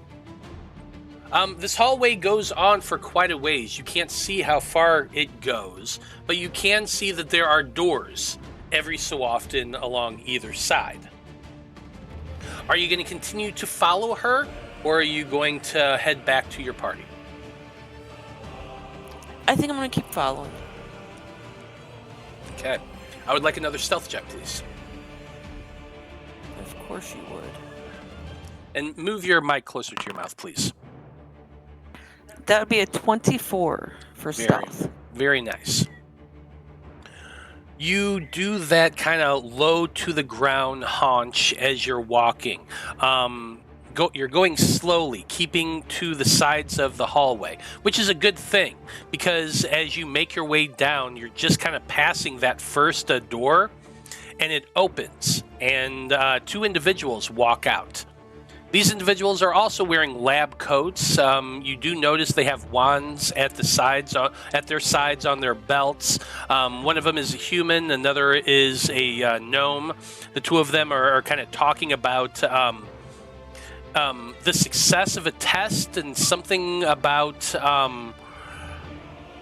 moving on to test number 173 or 76 or something like that. You kind of half heard it because they're more like muttering to themselves as they're walking away in the opposite direction back towards the staircase that you had just exited from. But fortunately, the 2 of them were so engrossed in their conversation that they didn't know the dark little fox hanging out next to the side of the wall.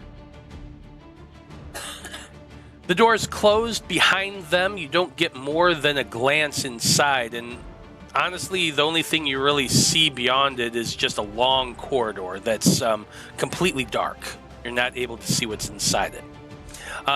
You hurry past, however, after that brief glimpse and continue making your way. The gnome is starting to... the gnome woman who's carrying the canister is starting to get kind of far away from you, and you have to hurry a little bit to get to catch up to her. However, she eventually goes in through the 4th door on the left.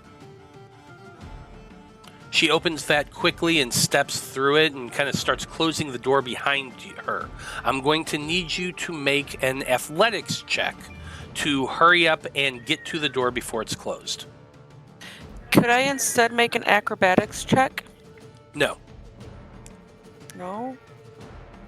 This is specifically moving fast.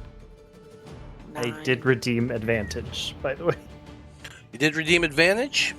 I did. Okay. Yep, there you go. So, go ahead and roll one more time. Ooh, nat 20 for 25. Thank you for that advantage. Draven is sending you all the positive vibes. Thank you, Draven. Yeah, I imagine Draven's really the only one who knows that Maiko is gone. Everybody else is still focused on the tour, and you haven't really had an opportunity to say anything. You're all just kind of walking through this giant refinery of magic-infused weapons. And just to be clear, I would have at least indicated to him, like, kind of pointed that way so he knows at least generally where I went. Right. Mm-hmm.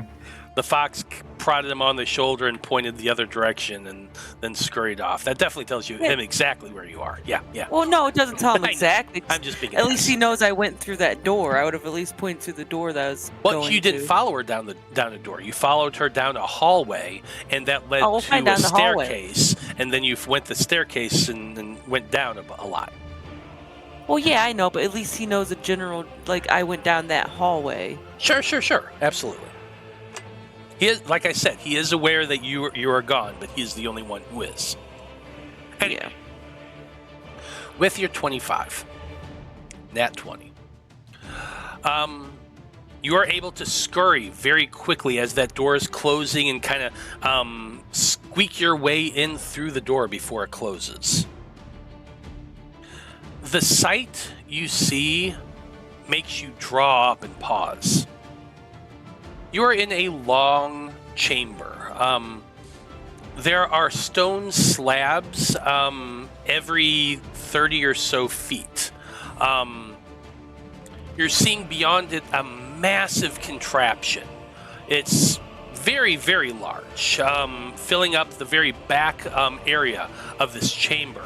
And all throughout the center of it, you can see stone slabs positioned every 50 or so feet. There's got to be at least 50 of them in this room. Each one of them has a long pipe that's leading from the ceiling down to that stone slab, and on the end of that metal tube, you can see big, thick wires coming from the inside of it, all attached to, well, a big metal, a big thing made out of metal and leather. It's almost kind of looks like a helmet, but covered in wires and diodes and things like that. It definitely looks like it's kind of something that would fit on top of a skull of various sizes. And while it's not exactly the same, like the one you saw Zormunder using was a lot more rudimentary and makeshift, as though he put it together in the field, which is exactly what he did. This is very elaborate and is obviously been designed to remain here. But 50 stone slabs, all with those same tubes that end in a helmet. You can see that there are leather straps attached to the stone table, arm and leg restraints.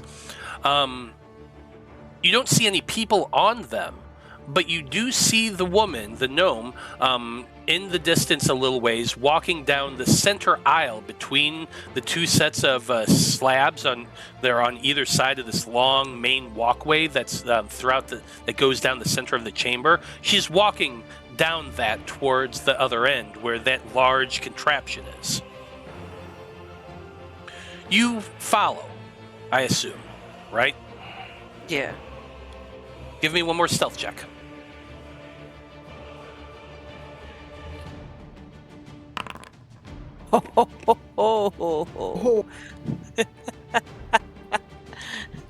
Wow. She don't see nothing. Invisible. Another nat 20 for a 29. You are the knight, Maiko. You go zipping between the stone slabs, keeping in the shadows, making your way, following her as she reaches the other end. As she reaches the contraption itself, she places the bundle down on the nearest stone slab. It's kind of lower to the ground, something that she can actually reach. She's short. She sets it down on the table nearest the contraption. She walks over to it. You see that there's like a wooden staircase that's like one of those, it's small. It's like a step ladder that's on wheels. She kind of rolls it over to the machine, steps up on it, and begins turning a couple knobs on the machine. There is what appears to be like a large porthole. There's a lot of them. There's about, in fact, you kind of silently count them. There is in total 50 of these small portholes on one side of the machine. She fiddles with the knobs. One of them opens, like pops open with a pop. Like think of on a submarine, kind of like that. She then walks over to the cloth wrap bundle and unwraps it. And sure enough, you can see it is a glass cylinder. There is nothing in the cylinder. It's completely empty, and it's kind of dull. There's no light in it. But then she walks over and picks it up and slides it into the hole that was opened when that porthole popped open. She slides it in, she kind of twists it and gives it a couple experimental yanks, making sure it's not going to move. And then she reaches up with both her hands and pulls the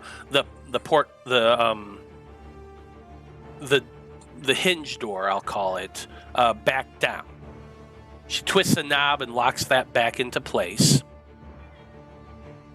And then she nods to herself. Steps down off of the stepladder, moves it back to where it was, and begins walking away. She hasn't noticed you at all. You're hiding in the shadows behind one of those stone slabs. And she makes her way back down the center aisle and back towards the door. So what are you doing, Maiko? So I came here I followed her with one purpose only, and that is to see what is down here. I have successfully seen what is down here. I don't want to push my luck too much, so I'm going to try to make my way back to hopefully find my group. And barring that, I at least know how to get out of here. And I feel like we would have an understanding if something happens and I get split up, we'll meet back up at the conclave. Because hopefully I can at least either get to them, but if I can't get to them, I'm going to get out of here if I can.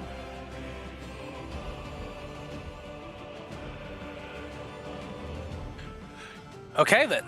Let's find out. You scurry out towards the door. You're going to have to get through that door behind the gnome before she closes it again. Give me another athletics check. Ooh, nice. 24. 24. Without issue, you hurry, running as fast as you can towards the door. The woman opens it, steps through it, and you are right on her heels. She turns and closes the door, and you slip through and out into the hallway. Give me a stealth check. Oof, that's a 12. You locking that in? I kind of... Is it okay if I use a hero point? I don't trust a 12. We've got 3 of them right now. Get you out of here. What's that? Sure, do it. We got to Okay. get you out of there. Okay. I like 23 better.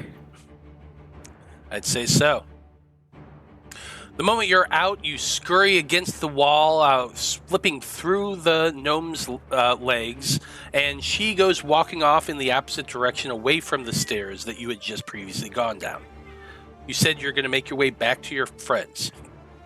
So, you're no longer following the gnome, you're just going to be tracing your path back to find them. Good news is, with that survival check you had made previously, you paid very close attention to where you were going. So you have a pretty good shot of making your way back to your party. We're going to find out. You can make a survival check, or you can use your lore skill terrain. Okay, I'll do that because that's better. Ooh, nice. 24. Nice. And it looks like we have Ashley Aeden and you, River Dragon 82, redeeming some hero points. So that's bringing you back up to 4. I figure I might as well replace the one I needed to use. That's fair. Burn through those points. I love when you do it. Hey, I've only got 115,000. I've only got 277,000. Can't wait till Matthew's next game. Hey. Anyway, yeah, with that 24, you can remember the path you took without issue. You went down about 3 flights of stairs, and then you followed a hallway down and to make it back to the chamber that your friends were in. Let's get back to them real quick. Kikiro, Draven, Aeden, and Malachi, too, by extension, have been kind of wandering through this workshop, checking out the space, listening to the lieutenant talk a lot about the country's technological magical might, and how they're going to be how the borders of the Gnomon Confederacy are going to be so much better protected than they were before the breaking, yada, yada, yada. Basically, they spend the entire time talking shit about the Dwarven hegemony and how their new government is so much better, yada, yada, yada. The tour is basically wrapping up. He's starting to lead you all out. And at this point, Draven, you are well aware of the fact that Maiko is gone. You're the only one who does know this, but it seems like your tour is being wrapped up and you're being led back up to the surface, and Maiko hasn't shown up yet. What are you doing? Listen, this has been very informative, but You have to forgive me. I'm not as intelligent as you all. So just to ensure that our notes are well, presented for the conclave, could you just kind of go over things again one more time? I'm writing as fast as I can, but my big hands can only write so fast, you know what I mean? Make for me a deception check.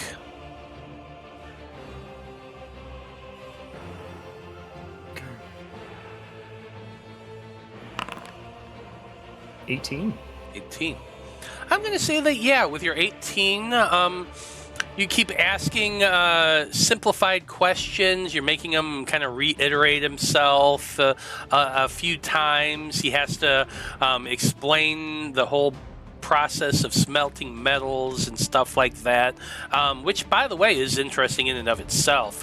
Kikiro, with your previous engineering skill checks, you would kind of pick up a little bit about what he's talking about. It seems like they're smelting several metals together, including adamantium, or adamantine, and mithril.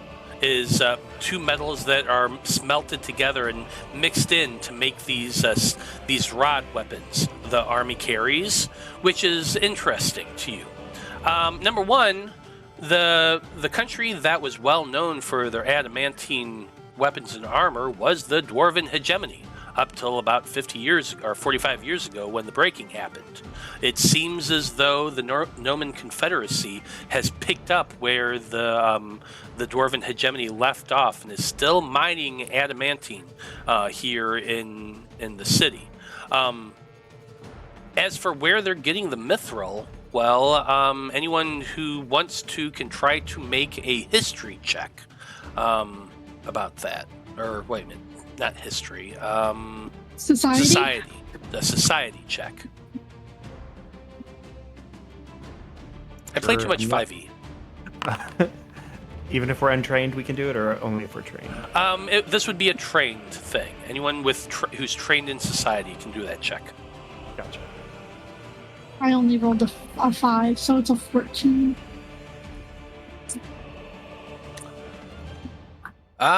Yeah, Aeden, unfortunately, with your 14, you're not quite sure where they would be getting their mithril from. You would know, though, with your 14, that it's not native or natural to this part of the world.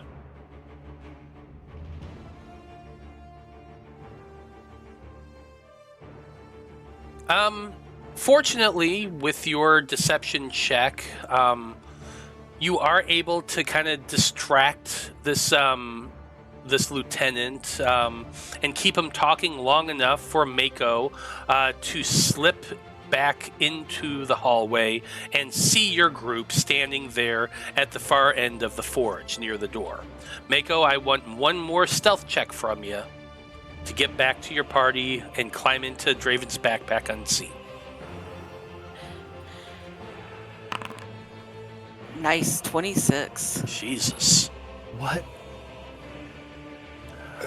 Without issue, Maiko comes scurrying along, keeping to those shadows. She sees Draven standing there, talking to the gnome that makes this move. Lieutenant Twist Pockets turns and is pointing at one machine. And in that moment, you see your opportunity. You go scurrying up. You crawl up Draven's pants leg, up the back and into the backpack. Like I said, I got this. I nothing goes wrong when I go off on my own. Apparently so.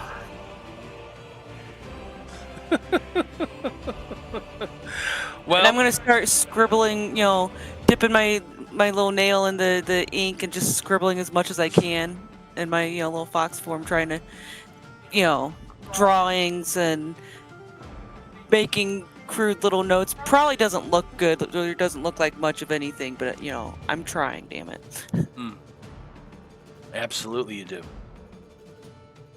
You get back into the backpack and settle in. Draven, you can feel Maiko or at least you hope it's Maiko squirming around back there, because you definitely did not fucking see her at all. But with that assurity of that familiar weight in your backpack moving around once again, you finally stop asking questions and let the lieutenant conclude his tour and bring you all back up out of the dungeon area. I mean, it's not really a dungeon, but it's underneath the castle at any rate. Leads you back up from the depth of the castle into the main the main grand hall of the castle. Yeah. Anyway, once there, he leads you out to the door and he says to you, "Wow, I certainly hope today's viewings has taught you a whole lot. I hope you all have seen everything you want to see, because this is the end of the tour. I'll be meeting up with you tomorrow at the front gates of the castle once again, 9 a.m. And we will be, I will take you on the tour of the final 3 locations our queen has granted you access to. We will be going down to the dock to see some of our new ships. We will be heading to the Institute of Higher Learning to see some of our scientists and their work. And then we'll be taking you to the barracks to see how our soldiers live. If you have any questions, well, save them for tomorrow. It's getting late and I have much work I still have to do." Certainly. And I'll hold up my hand to shake his and just give it a really good squeeze. Oh, yeah. I mean, he's a gnome. Your hand, just completely encompasses his.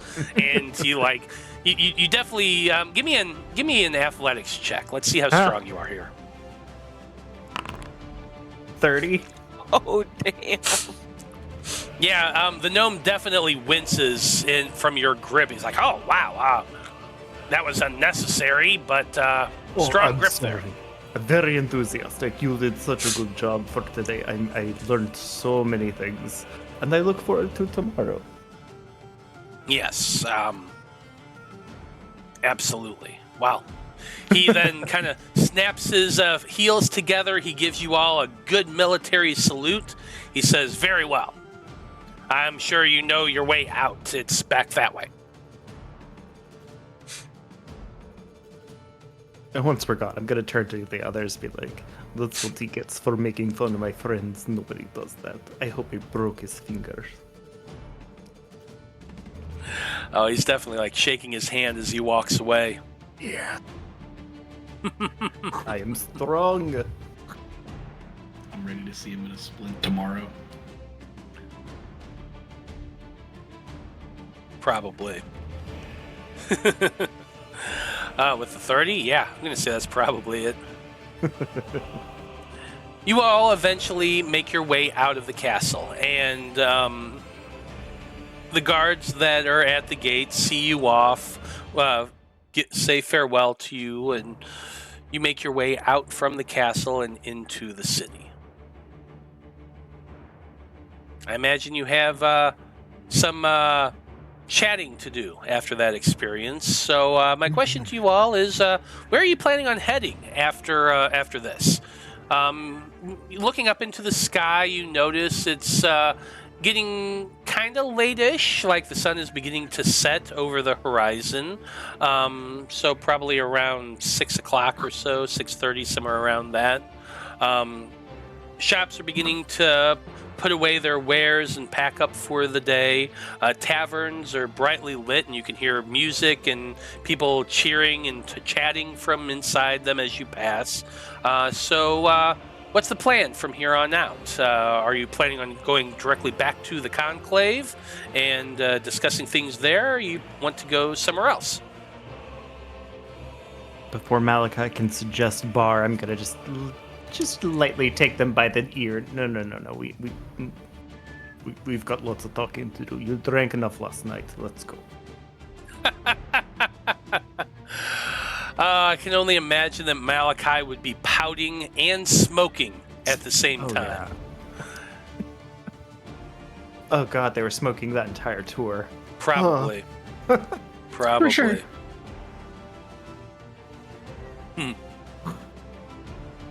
Well, you are Yeah, I'm able. for Conclave.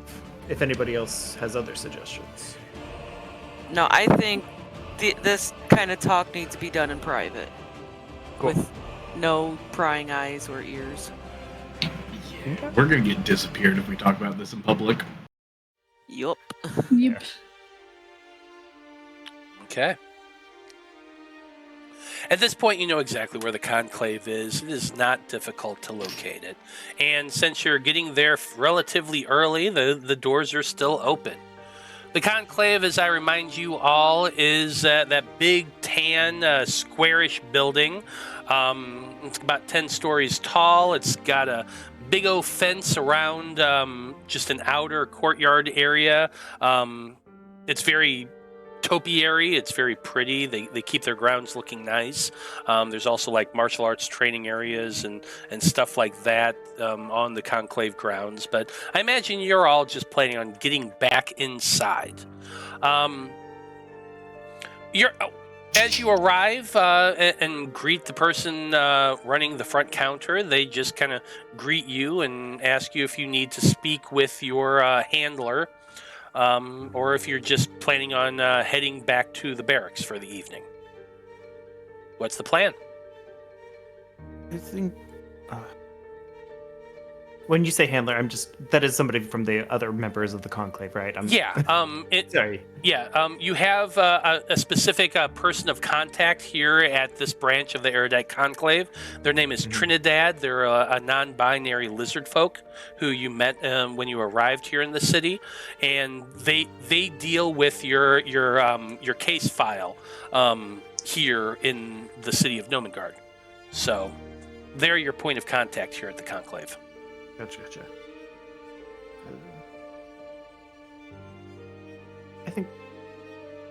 I think tonight perhaps we it's been a long day. We should probably go to our rooms and rest and just recover before we actually speak with our handler. I think it would be good to compare our notes and ensure that we got the most accurate information. The person working the counter says, "Oh, of course. We understand. Get your reports together, and I'll let they look in the book in front of them. I'll let Trinidad know that you'll meet with them in the morning." Wonderful. You have my thanks. You are allowed to head back down to the barracks. It's just a series of rooms with a bunch of bunk beds that conclave researchers who work and live in the building have free access to use when they're there.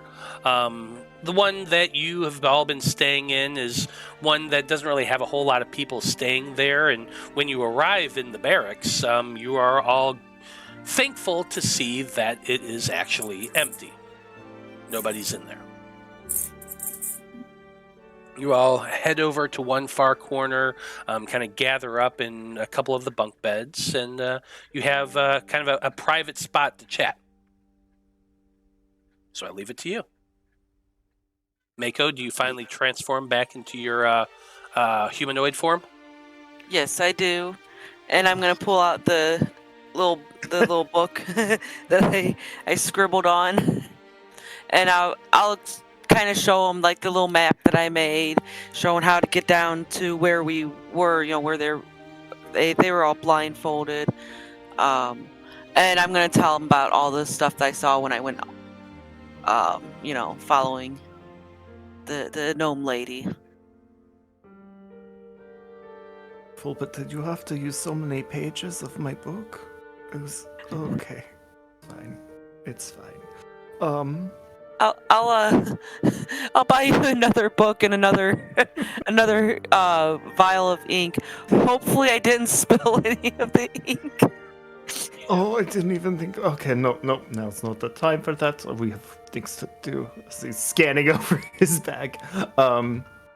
There's definitely ink at the bottom of the bag. Oh God. Little fox footprints.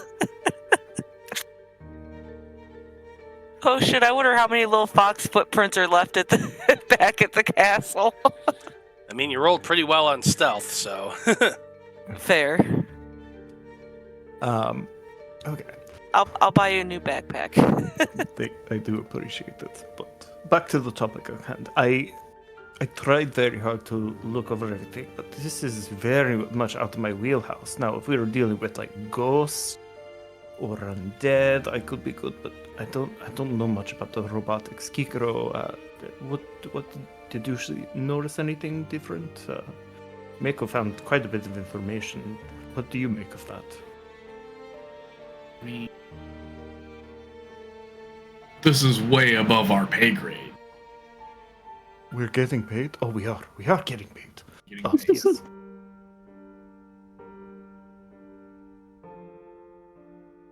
Should I roll something to see like how good I did at drawing all this out? Sure. Give me what would be a good one for this? Give me a performance check. Ooh, I am fairly decent at that. Oh, look at that! A freaking nat Dang. 20 for That is your 27. third nat 20. It is. I think that's. What the hell? Mhm. No, that's their fourth. It's all like Fourth? photorealistic. It's a pretty damn good map. Don't forget, I did say when I got back to the backpack too, I was scribbling in there trying to draw out some of the stuff I saw Mhm. in that room and everything, and kind of putting notes down and That's why it what took I so s- many pages, because you had to drew each little intricate one per page. So you have to tear them all out to piece them back together to form one cohesive map.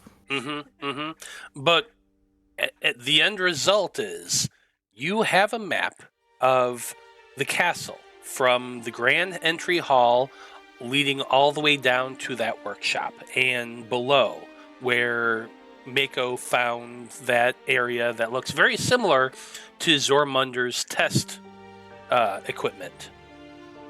Maiko, you are welcome, and Maiko takes a bow. I don't know how you did this with such small beans. How I'm Lots questioning of practice. everything. Lots of practice.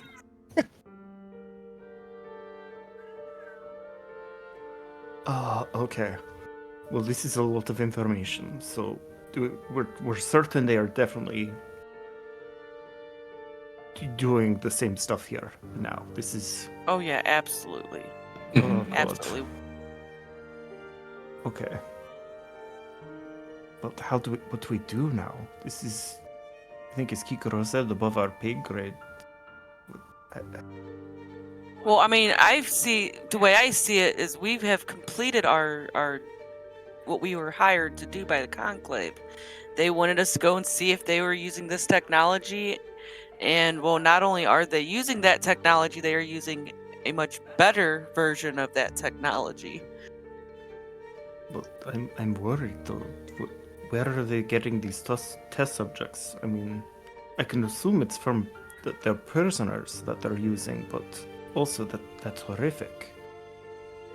Maybe We've got that's to do where they're more than- getting it. We've got to help them out more than this. Ugh. Okay.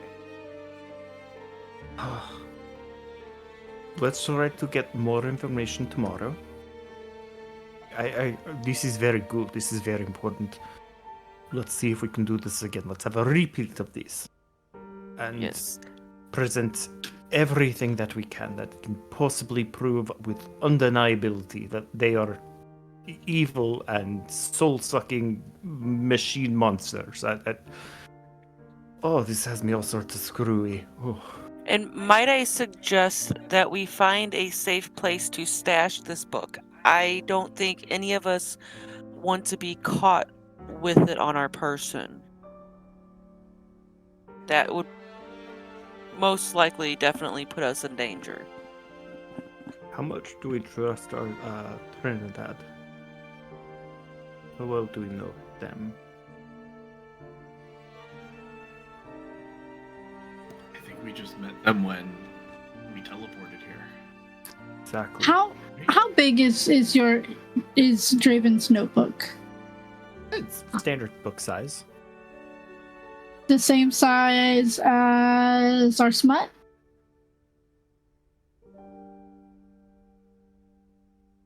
Change the covers? You. I love your brain is so big, so wrinkly. That's But- brilliant.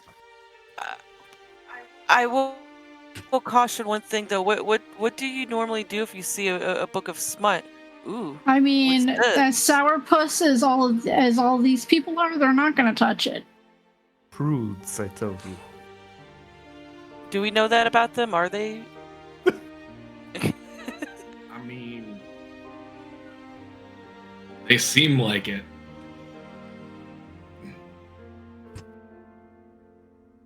And also, it's covered in honey, so they'd have to get through the sticky first.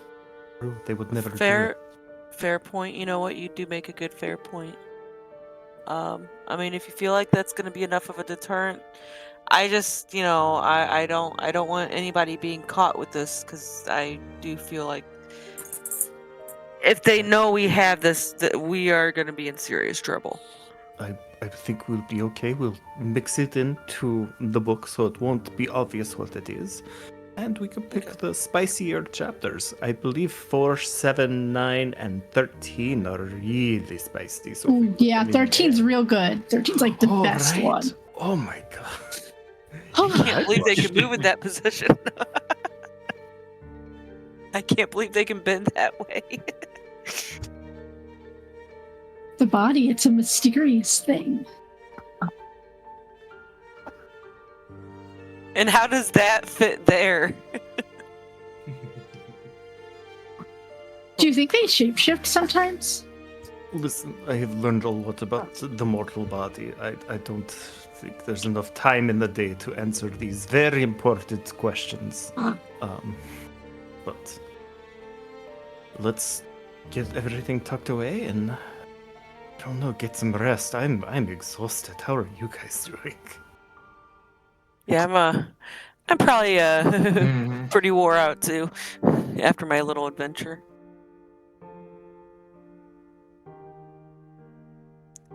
Maybe we should consider finding or having a backpack specially made for covert operations like this.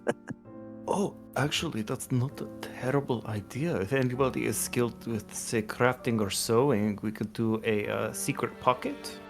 A special bottom for the bottom of the bag. Yeah, for not sure. Covered in ink. No, it's fine. And maybe put some kind of ink-resistant covering in there. Please, Or ink-resistant lining.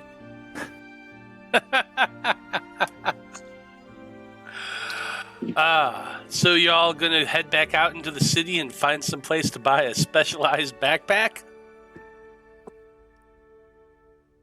I'm just saying at some point maybe, or if anybody is able to craft something. I have a +9 crafting. If we can find some needle and thread and some extra material, I'll put a false bottom in that thing.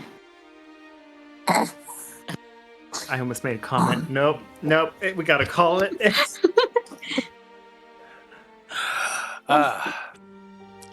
Yeah, honestly, I'd say that the Erudite Conclave would definitely have extra burlap and tarp and different types of cloth and needle and thread and all sorts of stuff. So if you wanted to spend the rest of your evening just working on a new backpack for Draven, we can do that and see how well you make one.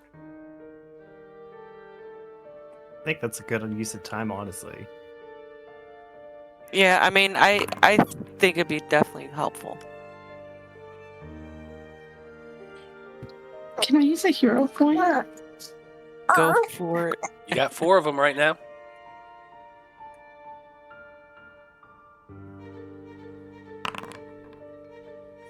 Oh, shit.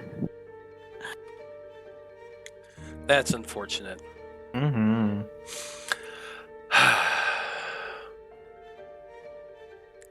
Bound to happen. Looks like Ashley N just redeemed an advantage to let you try one more time.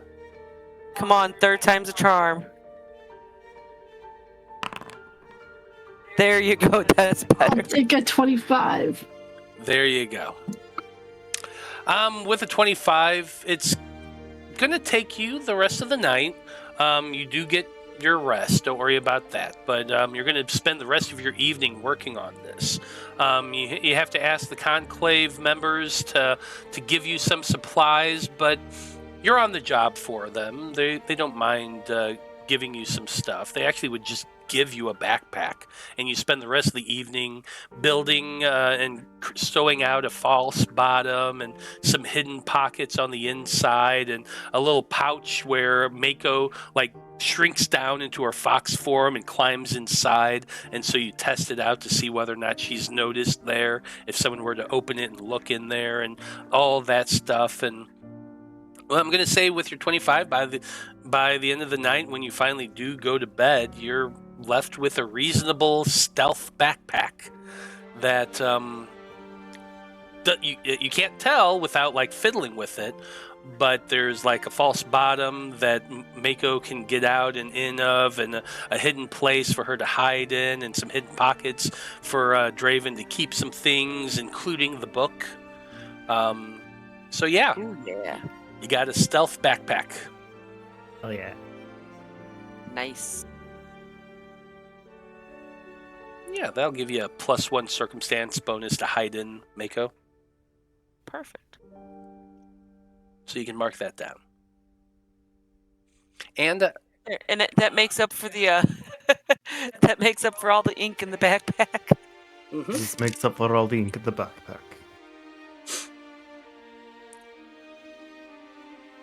I think that's actually an excellent place to end things for this evening. Hell yeah. You've got a lot of information. The gnomes are definitely messing with that technology, but you're not quite sure how far of an extent it has. You're not sure what all they're doing with it, but you have seen evidence that it is here in the city. Plus, you've seen the fact that they are stockpiling weapons. They're planning something. We'll find out in 2 weeks what you're able to uncover at the last 3 locations you're going to be investigating. The dock, the Institute of Higher Learning, and the barracks. Can't wait to find out what you all discover. Well, thank you to everyone who watched this evening. We very much appreciate you tuning in and hanging out with us. Come back in 2 weeks to find out what our heroes uncover. Things are looking kind of rough here in Nomengrad, and this is just the beginning of the Æther-Tech Wars. Who knows what we're going to find out? Well, as always, I like to go around the table and have everybody tell us who they are and where we can find them on the internet. And Draven, you did the recap. You get to go first. Thank you. Well, hi, I'm John. I played Draven tonight. It has been a blast.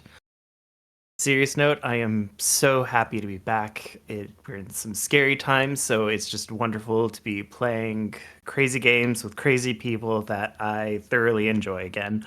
But you can find me here every other Monday and Wednesdays. I am in, like I said, this campaign, and then I'm in the Magi Knights Awakening campaign on Wednesdays. But you can also find me on Blue Sky at johnpoart.bluesky.social. Right on. Maiko, you're up next. Hi, I'm Brandie. I play Maiko every other Monday here on the Æther-Tech Wars. And I also play Veed every other Wednesday, the opposite Wednesdays, on the Curse of Strahd campaign. You can find me on the socials if I'm there. I'm there as at RiverDragon82, and that's River with a Y. And yeah, that's about it. And I would like to plug Nat 20s because they are nice and they get you out of a lot of trouble sometimes, or just keeps you from getting into trouble. Ain't that the truth? Delioth, you're up next. Right on. I'm Delioth. You can find me here playing Kikiro every other Monday. The Æther-Tech Wars. You can also find me at Twitter or Blue Sky at Delioth Infinite. Heck yeah. Aeden, you're next. Hello, I am Dyto.